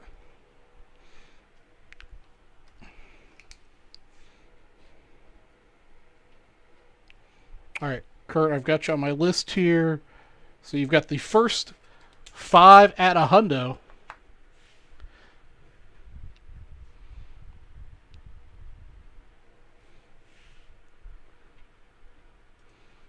Is this going to be a personal pack for you, Kurt? It is a personal for you. I like it.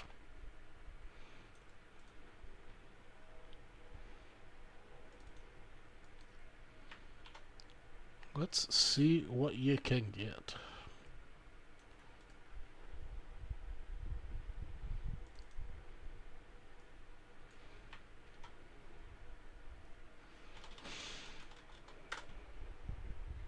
All right, here we go. Here's the incredible comeback of the Cubs with Nico on first.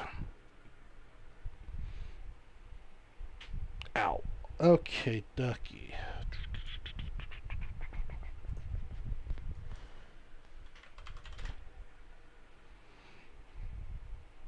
Oh man, I would love to pull Sweetness. I cannot express to you how much I'd love to pull Sweetness.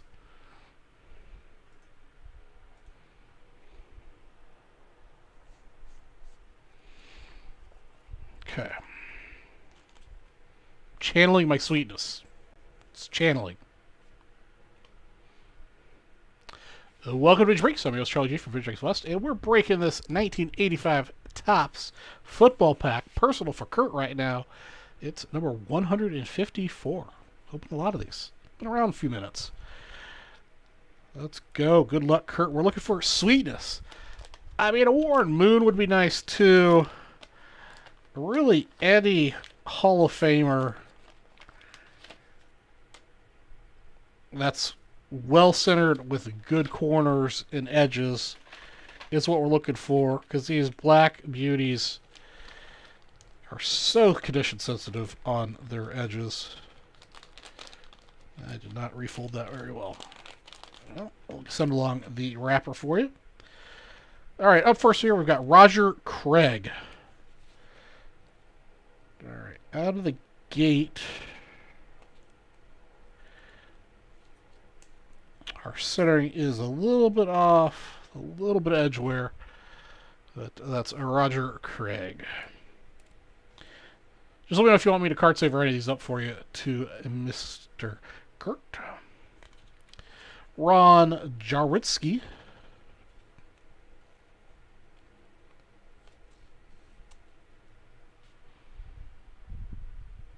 Centering is pretty good.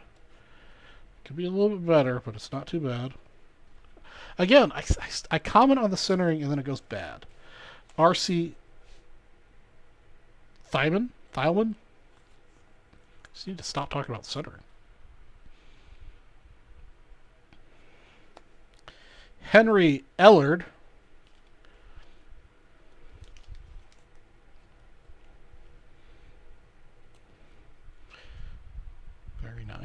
Very nice Henry Ellard, actually. Mr. Phil Sims.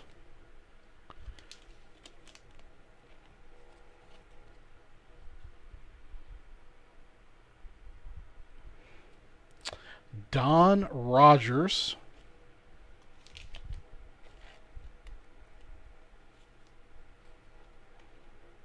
Sometimes you slide in so perfect, sometimes they just don't. Mr. Kent Hill.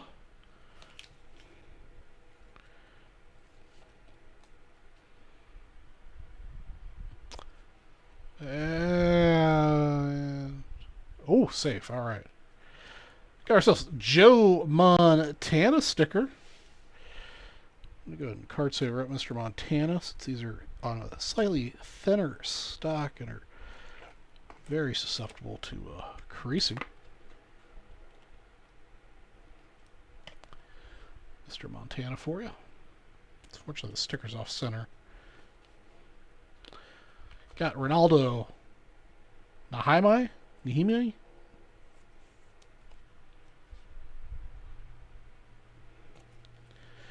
Lionel Manuel.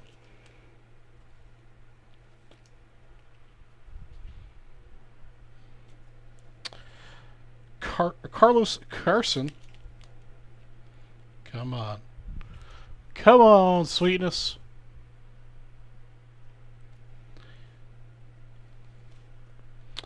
Carter Hartwig.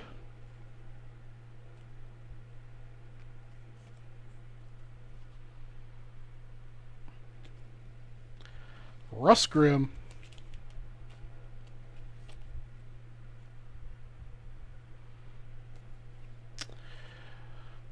The Redskins.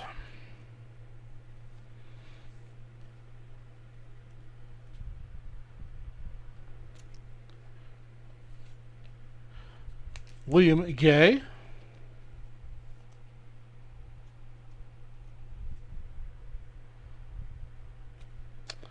And our last card, which is the wax card, is Marquise Allen, who is unfortunately off center. And that wraps up our 1985 personal pack for Mr. Kurt. Thanks for participating and thank you for watching. I wish we pulled a sweetness. He is a Hall of Famer. I should probably card saver him up.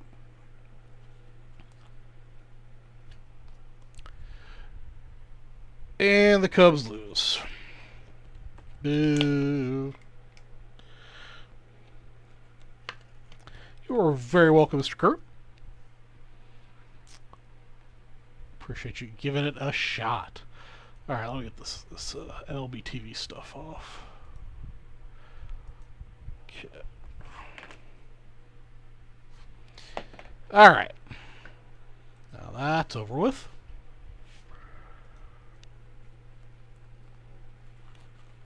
Alright, Dom, you have a good night, my friend. We'll catch you next week. Of course, remember, 2 weeks, there won't be a VBS show because I will be live at the Nationals.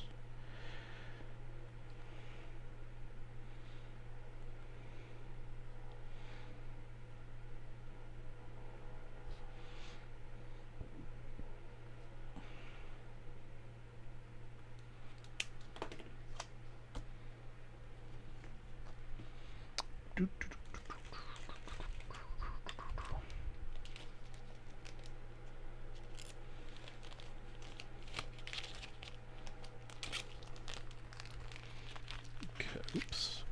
Alright, I forgot to adjust the inventory after we broke those. 1985 football.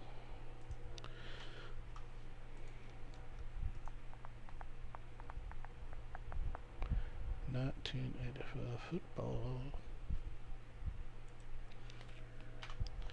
And that Bowman Sapphire. Topps Chrome, Bowman Draft Sapphire. Gonzo.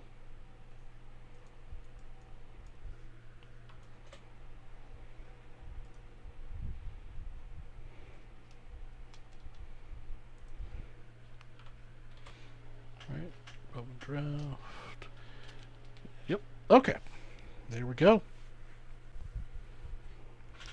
Have Andrew Blevins or, oops, Mr. Aldrich come back. Brandon Aldrich come back into the chat.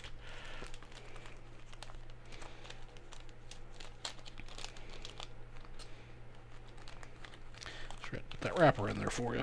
There you go.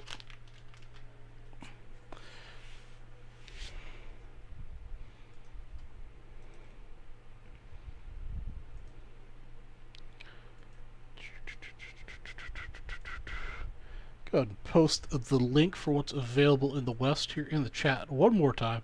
Bradley, you're here. Bradley, you missed your guess that grade scenario, so I've got another one for you. I promise this is the last 1962 Mini Minosa I've got here in guess that grade.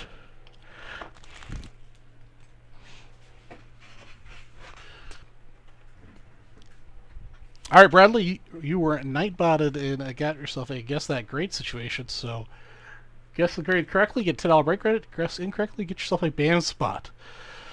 We have an older graded Mini Minoso 1962. Great corners, a little bit of edge wear there. The fuzziness you see on his hat is actually on the card, or the case itself, not on the card. Same with the upper left-hand corner black, so I thought the scratch in the case, not the card. Really good centered, really good image, good corners. I will say, I think this was undergraded for the time.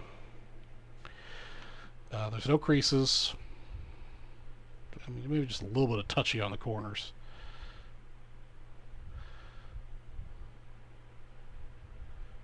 But very, I mean, really, really, really good example.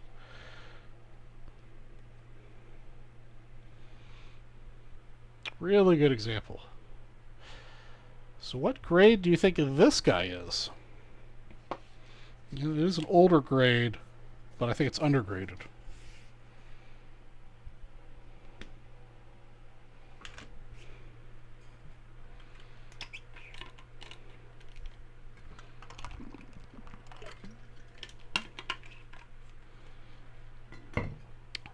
We also have 30 minutes left of the show belt.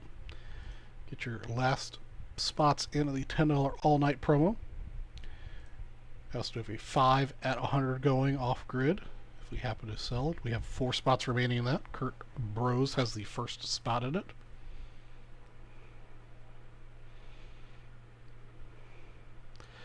Going with the 7. Well, Bradley, you're close.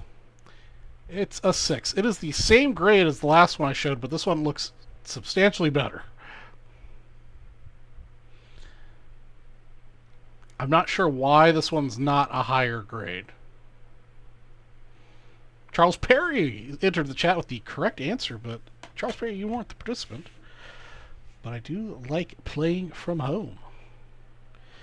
All right, we got Bradley. If Blevins comes back, Blevins also has a shot if he comes back. Yeah, current grade, I think it would be a 6 or a 7. But at the time grading, I think it would be higher. But I bought it because it was a bargain.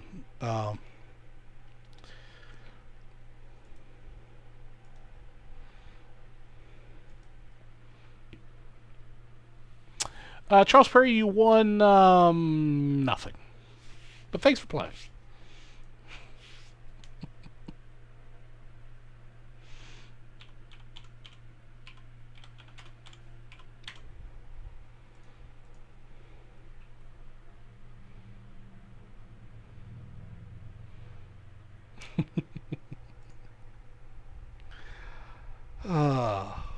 I'm excited, guys. 2 weeks, and I will be done with my first night at Nationals.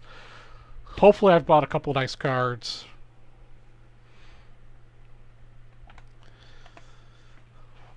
In any case, I'm sure I'll see some cool stuff, meet some cool people. Just Spellman, unfortunately, not really. But yeah, I've been hoarding Mini Minosa for a while here, so I've got 2 6s, a 5, and 2 4s in my kind of personal collection right now. Oh, Kurt picked up the last 85 pack. All right. Kurt is determined to find himself a sweetness, is what it sounds like to me. And I would love to get one for you. Alright, so that's times 2 spots for Kurt. So we've got 3 more spots left to go in the 5 and 100.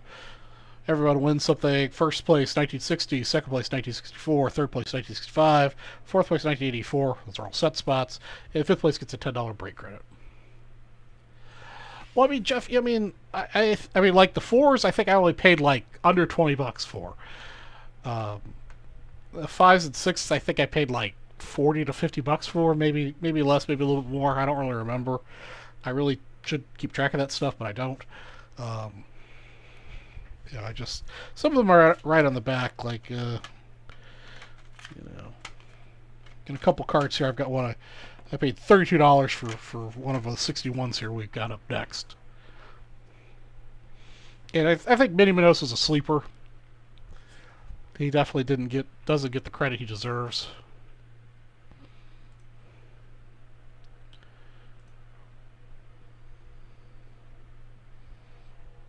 I think he's undervalued. That's why.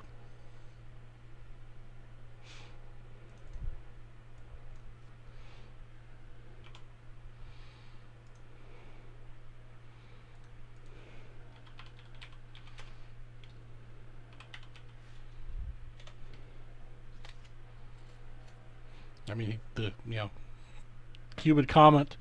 I mean, he's a iconic player. Big hobby day for Bradley. Got a good chunk of slabs going up for 10-day auction on eBay. Nothing huge, but I thought I'd give him a whirl.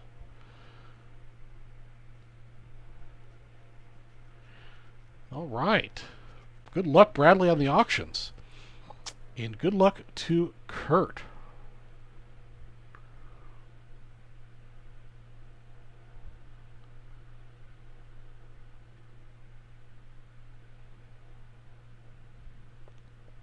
Yeah, it definitely did.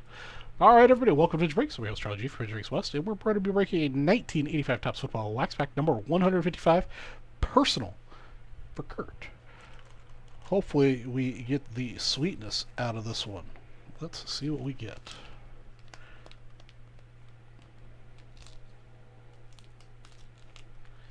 And I'm going to have to tear this one. The wax is not coming apart, not cooperating.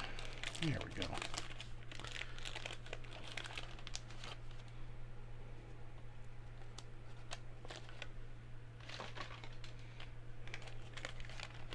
Still sitting along the wrapper even though it's ripped.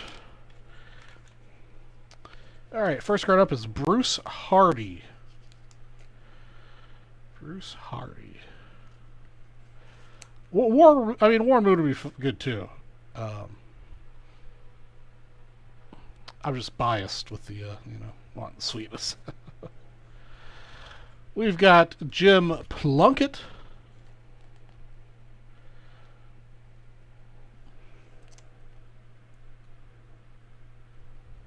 I'll double check. I'm pretty sure I've got 1 pack. I've had it for a really long time. We've got the Bears team leader, which has sweetness on it. So I have successfully pulled you a sweetness card. Just not the one we were looking for. Really well centered. Good. Looks like good corners, good edges. Sweetness sets the record straight. Love the caption on this one.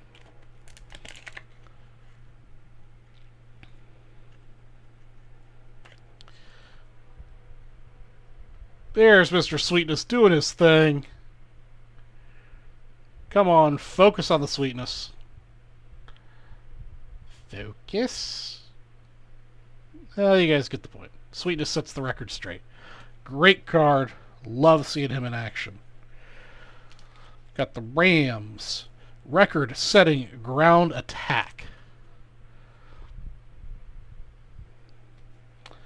Alfred Jackson.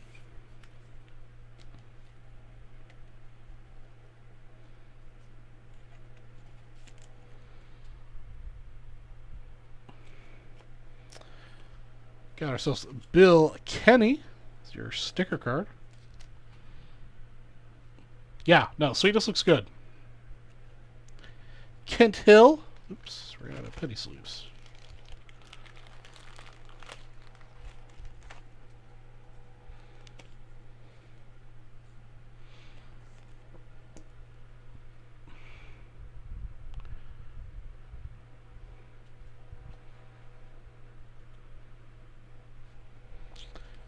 Mr. Don Rogers.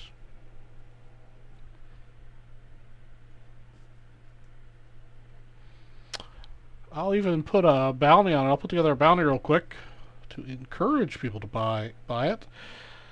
As soon as I finish this, I'll check, make sure I have it before I bounty it. Phil Sims.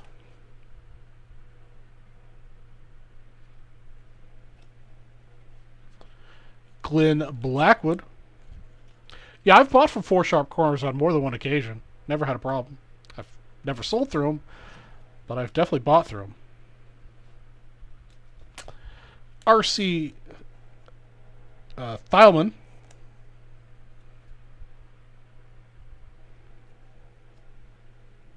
Ron Jaworski.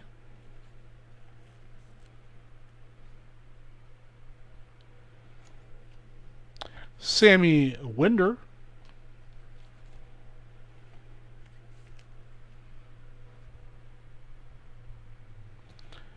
Ron Stock.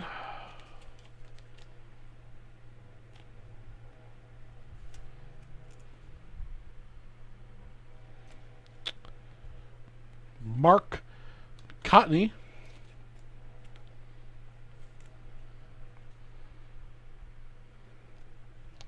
And the last card in the pack is Ezra Johnson. We did get a Sweetness out of this one. A really, really good look at Sweetness, though. So I call that one a win. And that wraps up our 1985 Topps Football Personal Wax Pack 155 for Kurt. Thanks for watching. Yeah, that Sweetness is...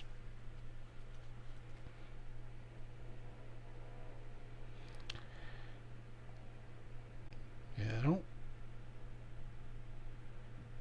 I think the little bit of roughness along the top edge is just from the cutting process. I don't see any whiting from it. The corners are good. It might be a little bit off. It is a little bit off north to south and east to west, but not much. I'd say you've got a solid 8, maybe a shot at a 9 if PSA is being generous.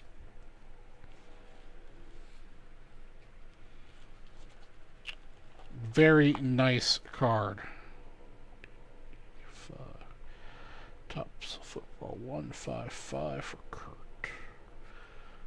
Bros. Alright, let me double check I've got the Desert Shield in stock. I'm pretty sure I do.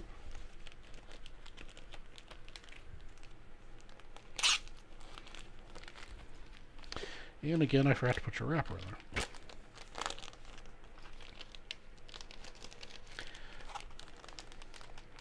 Alright, there we go. Okay, Desert Shield.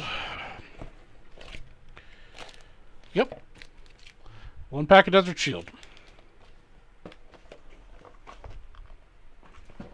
Yeah, it's been here so long that it actually has the numbered bags in it. So this means this was like in the first couple months of when I've been doing this. So I've had this pack for like 2 years. Because this is coming up on my 2-year anniversary of doing Vintage Breaks West. Alright. let me find this on the website. Alright, so there's 9 spots to go. $80 a spot.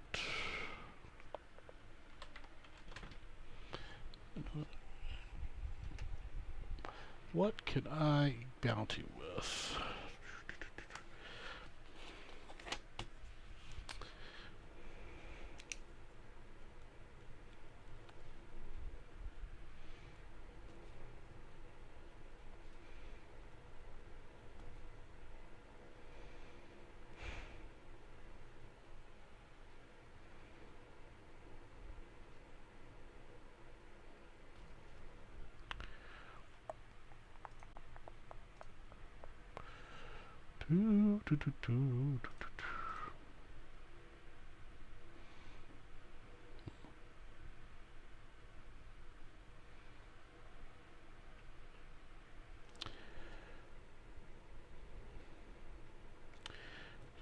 Alright, since we only have 20 minutes to sell this out, I'm gonna make it nice.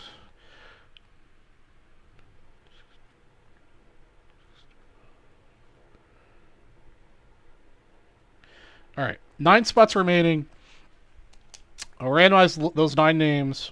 First person and second person on the list both get a gaggle of set break spots. 1960, 64, and 65. You'll get 3 set break spots, first and second place. Third place will get a $5 high roller spot. Fourth place will get a $250 high roller spot. And 5 through 9 all get band spots. If we can sell this out in the next roughly 20 minutes. That is the goal. Inconvenient if Mr. Perry has provided the link in the chat.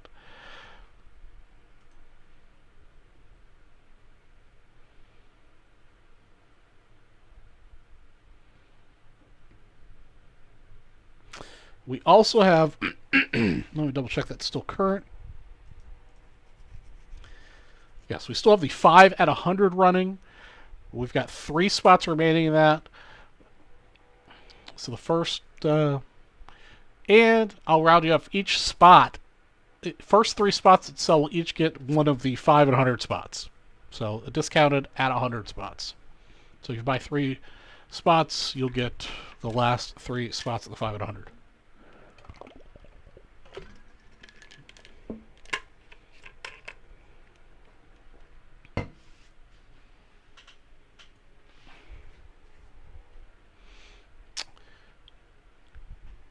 And while you guys are deciding that, we'll do another Guess That grade.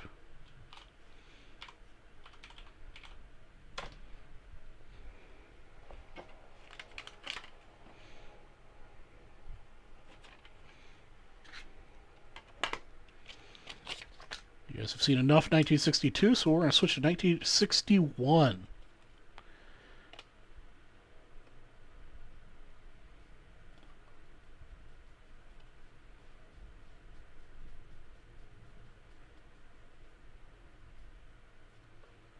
Rigs over under how long the 52 set break sells out.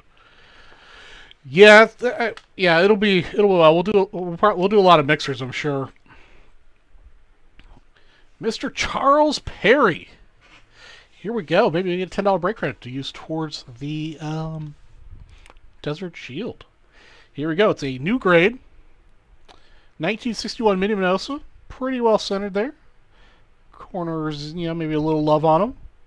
The little dots you see are in the case, not the card. A little bit of edge there, kind of in his hands there to the right.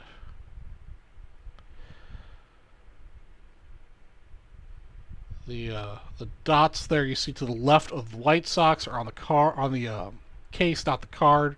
There are no print dots on this one, which 1961 is very common, but this one's pretty clean. Good corners. Just maybe a little bit of touch there on the edge there on the middle of his hands, but otherwise really, really good looking card. Back. Clean. You see maybe a little bit of wear on those corners. Not too bad. Really good looking card overall. All right, Mr. Perry, what's that grade? Let me know if you want to look at it again, but it Should give you a good idea for what it is.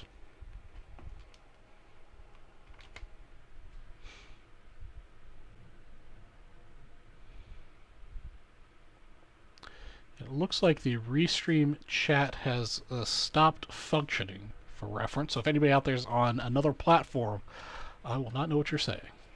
All right, Charles Perry's guessed a 6. You were close, Mr. Perry. It's actually a 7. It is really clean. It's a really nice one. I actually thought this one would be higher. I bought this one raw. I thought I'd get an 8. I'm not displeased with a 7. I think it's a good grade. It's a good looking card. But you still get a BAM spot for participating. If I could find, there it is.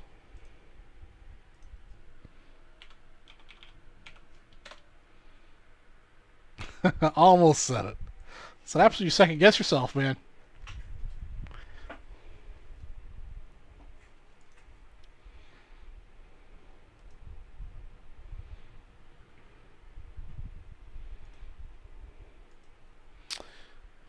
All right. Yeah, the Cubs lost again, Mr. Spellman. They lost big this time. All right, who's going to get into the Desert Shield? Perry said I think he's going to take down 2 spots. So that would leave 7 remaining.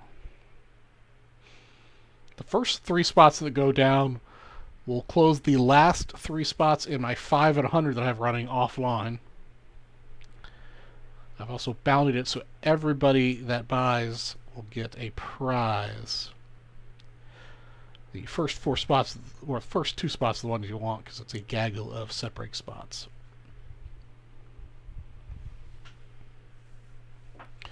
But we only have about another 13 or so minutes to do it. We'll be wrapping up the show at 11:55 to give away our 10 at 100, or 10 at 100, our 10 out all night promo for a 52 Bowman set break spot.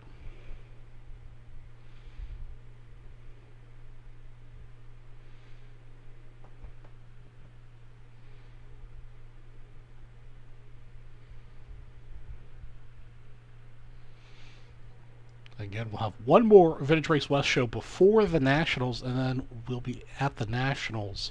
So there will not be a Vintage Race West show on that Wednesday.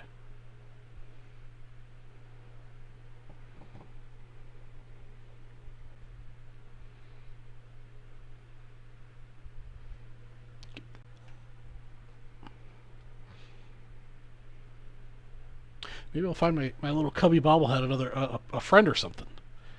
I think they have a Bears one from the same era. Maybe if I find the Bears one, I'll have a little buddy. And that's where the Cubs bobblehead came from, was the Nationals last year.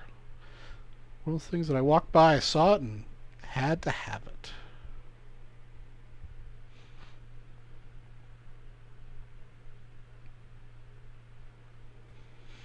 Let's see here.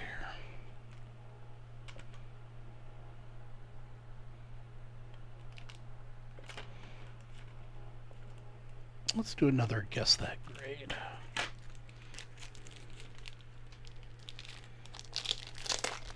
We'll go skip up a year, because I do have some other 61s.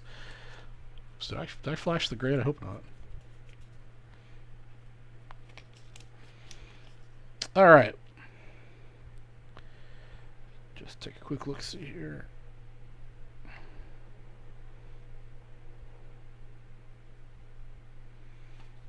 Okay.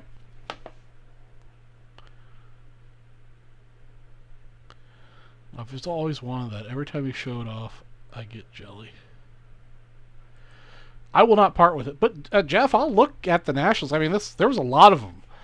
I can't remember what I paid for it. I know it was north of $100, but it wasn't too much more than that.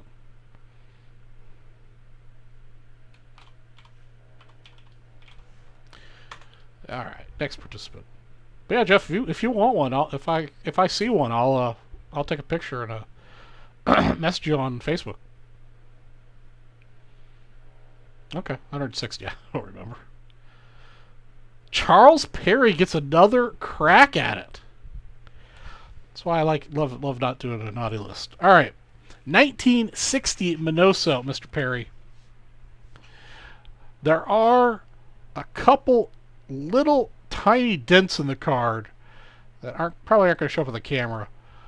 One's like in the middle of his face. I mean, it displays really well. You wouldn't really notice it unless you were looking really close. And there's another dent below outfield in the white around the border. But otherwise, it's pretty well centered.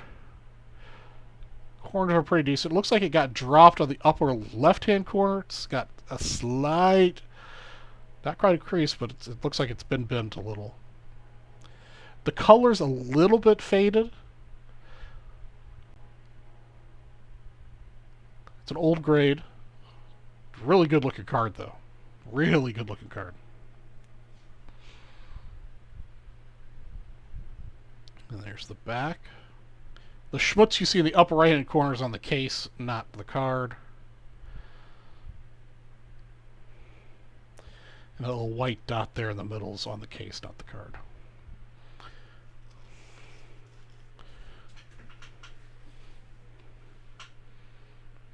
All right. What do you think, Mr. Perry? Ooh, Mr. Perry. Mr. Perry. You didn't take into account that's an old grade. This came back a 7. I'm not sure what this would come back currently. Yeah, the dents are really small. But it would probably come back a 5 or a 6. I don't think it should come back as a 4. But definitely a 5 or a 6. Yeah, no problem, Mr. Spellman. Always happy to shop for other people.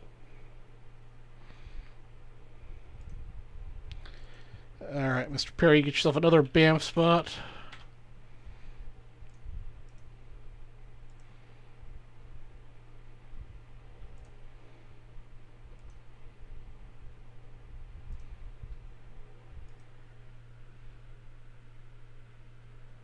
Yeah, especially if you grade currently. The older grading, I don't think they took off as much, especially because, I mean, these are like the super small ones you usually see on cards that are packed fresh that, for whatever reason, had a factory dent in them.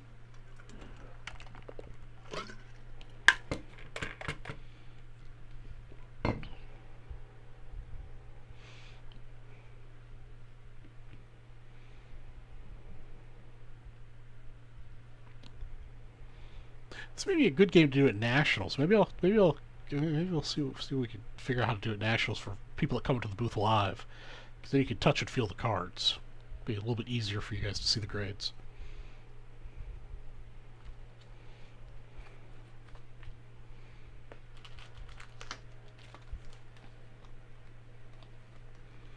Means that just gives me an excuse to buy some stuff. Usually we'll probably have some graded cards in our booth.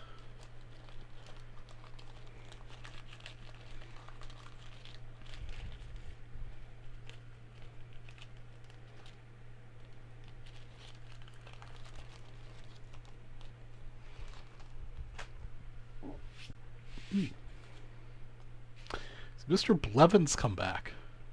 Paging Mr. Blevins.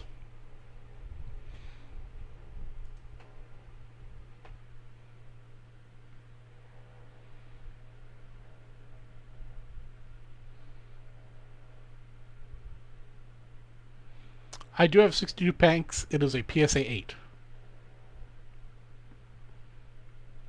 I think it's an older grade, though. If I remember right. Where is it? There it is. Yeah, it's an older grade.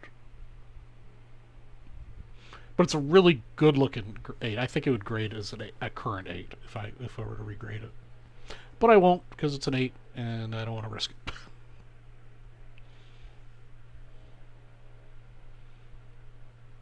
Yes, so 62 banks and 8.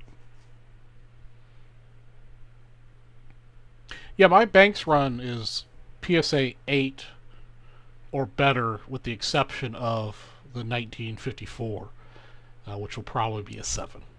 I have a 3.5 right now, but everything else is an 8 or 9.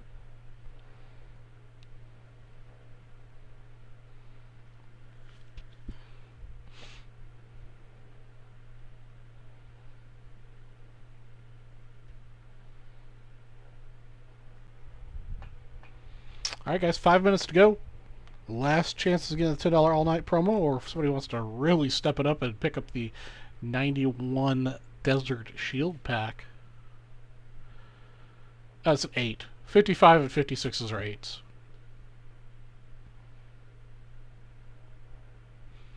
My 70, 69, and 68 are all 9s.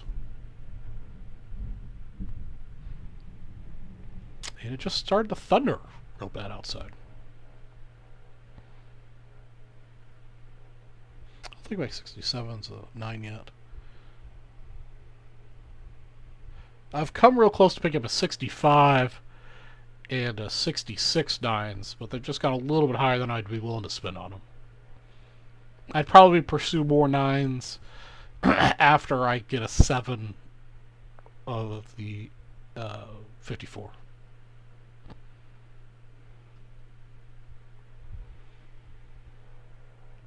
I know, it's strange to get out here to get thunder.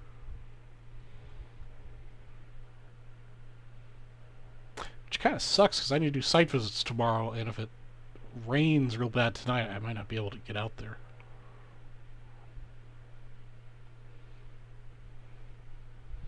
The one site's paved out for where I need to go, so that's fine.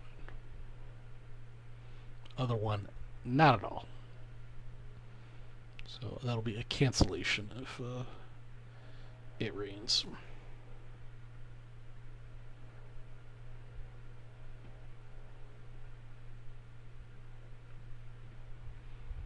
All right.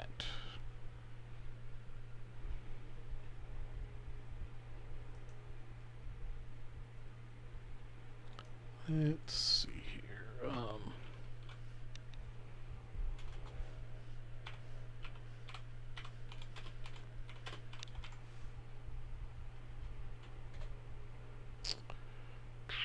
Yeah, doesn't look like it's going to rain on that side of town. Looks like it might rain on my side of town, but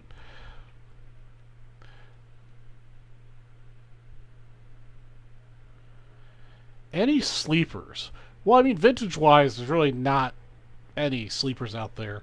Let me pull up my list. I'll tell you guys exactly what I'm looking for. At least vintage-wise.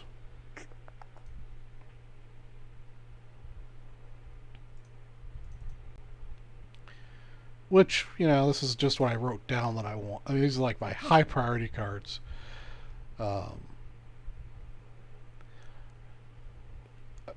Let's see. I'm looking to buy a 1953 Jackie Robinson PSA 4 or 5, a 53 Willie Mays 4 or 5, 53 Mantle 3 or 4, 1950 Bowman Jackie 3 or 4, 1949 Bowman Jackie 2 or 3, and a 1948 Jackie Leaf that is graded authentic or a one that has really great eye appeal. Now, mind you, my budget can't afford all of these cards. I can only, my budget, maybe 2 or 3 of those cards if I can get some people to do some trades with me. But that's what I'm looking for. Besides Wildfire Schultz Fatima. But those are the cards that, those are my high-end cards that I'm actively looking for. I won't pass up like a deal on something, you know, I mean, if I happen to see. They don't have to be PSA, they can be SGC. I just say PSA out of force of habit.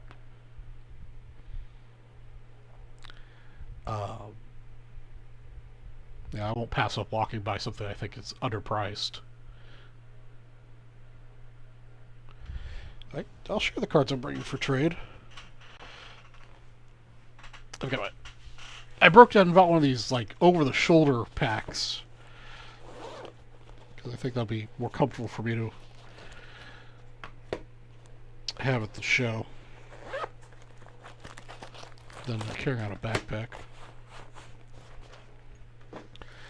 Alright, yeah, so these are cards I don't have for sale, but I'm willing to trade for them. I've got a authentic Fatima Bill Sweeney Cubs card.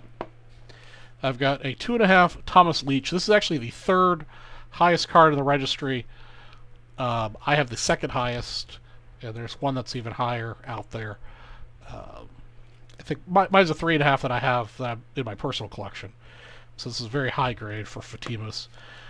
This is a card I bought off a fellow vintage breaker. I will only trade this as part of a deal for a better 1950 Bowman Jackie or for a 54 uh, 54 Ernie Banks. But it's a really good looking 1.5 with the exception of that crease across it, but it displays very well. But those are the only two cards I would trade with this one for. This is another one I bought for a vintage breaker. This is a very old grade PSA 6 Joe Tinker T205. Again, I would only use this in a trade for one of the cards I listed earlier or the 54 Banks. Because this is a really nice card that I would not like to let go because eventually I'll do the T205 Cubs run. But for now, I'm prioritizing some of the other stuff. And then, of course, the only thing I'll trade this for is a 54 Banks in a 6 or 7. The 6 would have to be really stunning. I'd rather have a 7, but that is my trade bait that I'm bringing right now. I might pull some other things. I've got some PSA 8s, Fisks, rookies, and Schmitties. Something else. When I say I only have one of each. I don't have multiples, but those I'd probably be willing to trade as well since they don't exactly fit my collection. Maybe some other stuff. Not currently bringing any ultra modern because usually vintage dealers don't want to trade for ultra modern stuff. So I'll keep that to sell at my local places when I decide to sell some of that. But most of my high-end ultra modern stuff I don't want to sell currently because I think there's an opportunity for it to go higher. So yeah, so that's what I'm bringing into Nationals as trade bait.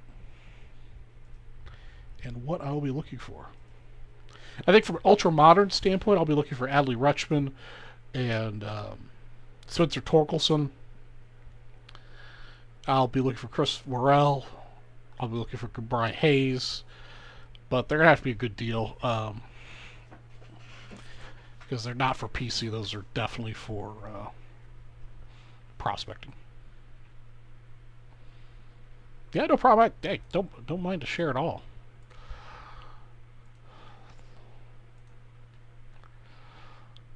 You guys can live vicariously through me with the Nationals. Because I'll post updates on the Vintage Breaks Buy Sell Trade for any daily purchases or things that are going on. And when I'm on, I'm sure I'll get a little bit of camera time each day at the Nationals where I'll talk about what's going on.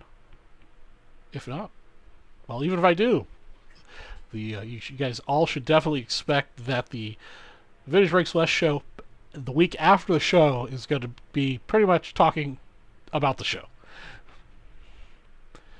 All right, let's see here. All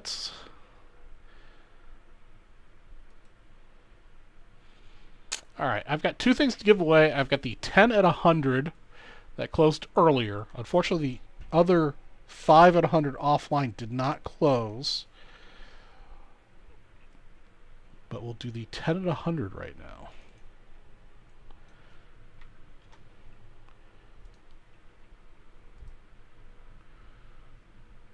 Just don't share my bare legs? What are you talking about, man? You guys can't see that on cam. I'll be wearing shorts, so my legs will be exposed. I mean, you know, I do wear pants in public. I don't like to, because, you know, who likes to wear pants? All right, 10 at 100. Here we go. Welcome to Vintage Breaks. I'm your host, Roger from Vintage Breaks West, and we've reached the end of the night, and we're going to give away our 10 entries at $100 that closed a little bit earlier. I forget what the prizes are off the top of my head. I should have written that down before I started this. But I believe everybody wins a prize, and yeah, here we go. That's a great intro. We're going to randomize the little as 7 times. Oh me, oh my. Oh me, oh my. Here we go. I'll look it up. First place, 52 Bowman set break spot. Second place, 60 set break spot. Third place, 64. Fourth place, 65. Fifth place, 5 BAMs. And 6th through 10th, I'll get a single BAM spot. All right, let's randomize this list 7 times. Good luck to Randy, Bradley, John, Larry, David Ray, and David Levy, and Kurt. And our winner list at 7 is John Schwartz, David Ray, David Levy, Bradley Aldrich, and Larry are all the big winners on the various prizes there. I'm going to copy paste you guys over here in a spreadsheet so I can award your prizes after I go off air. Also, as a reminder, if I could find the right tab, there it is. As a reminder, those of you who won the closeout bounty on the... What the heck? The closeout bounty on the 74 set break, I'll be awarding you guys those prizes later this evening after I go off air. Alright, now we've got ourselves the $10 all night.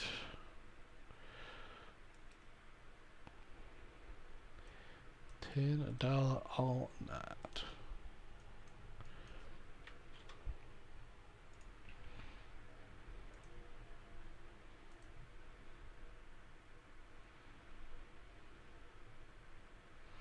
I regret nothing. I have a good sweetness in action. That's right. Are you referring to me as the sweetness in action? I've been called, yeah, I've been called worse today. All right, everybody, welcome to Vintage Breaks. I'm your host, G from Vintage Breaks West, and we've got our last giveaway of the night to do. It's the $10 all night. Every $10 you spent got you an entry. This is winner take all style for a, I believe it's 1952 Bowman set break spot. Let me just double check that before I finish up. Yep, 1952 Bowman baseball set break spot. Good luck to everyone who participated. We're going to randomize the list of names 6 times. Good luck to everybody. 3, 4, 5. And our winner of the set break spot at 6 is Mr. John Schwartz. John Schwartz, you still out there, my friend. Picked a good time to come back and spend a few dollars on the West because you picked up a 52 Bowman set break spot, courtesy of Vintage Breaks West. And that's gonna do it for the night, ladies and gentlemen. All right, so we're gonna have one more Vintage Breaks West show before the Nationals next Wednesday, 9:30. I'm gonna try to watch a movie between now and then, so we can do ourselves a little movie trivia. Do like a little movie trivia action. You get that taken care of. And otherwise, between now and then, you guys all have a great weekend, and I'll catch you here next week, 9:30 p.m. for our pre-Nationals show. Everybody have a wonderful evening. Be nice to each other. Take it easy, and I'll see you next week. Good night, guys.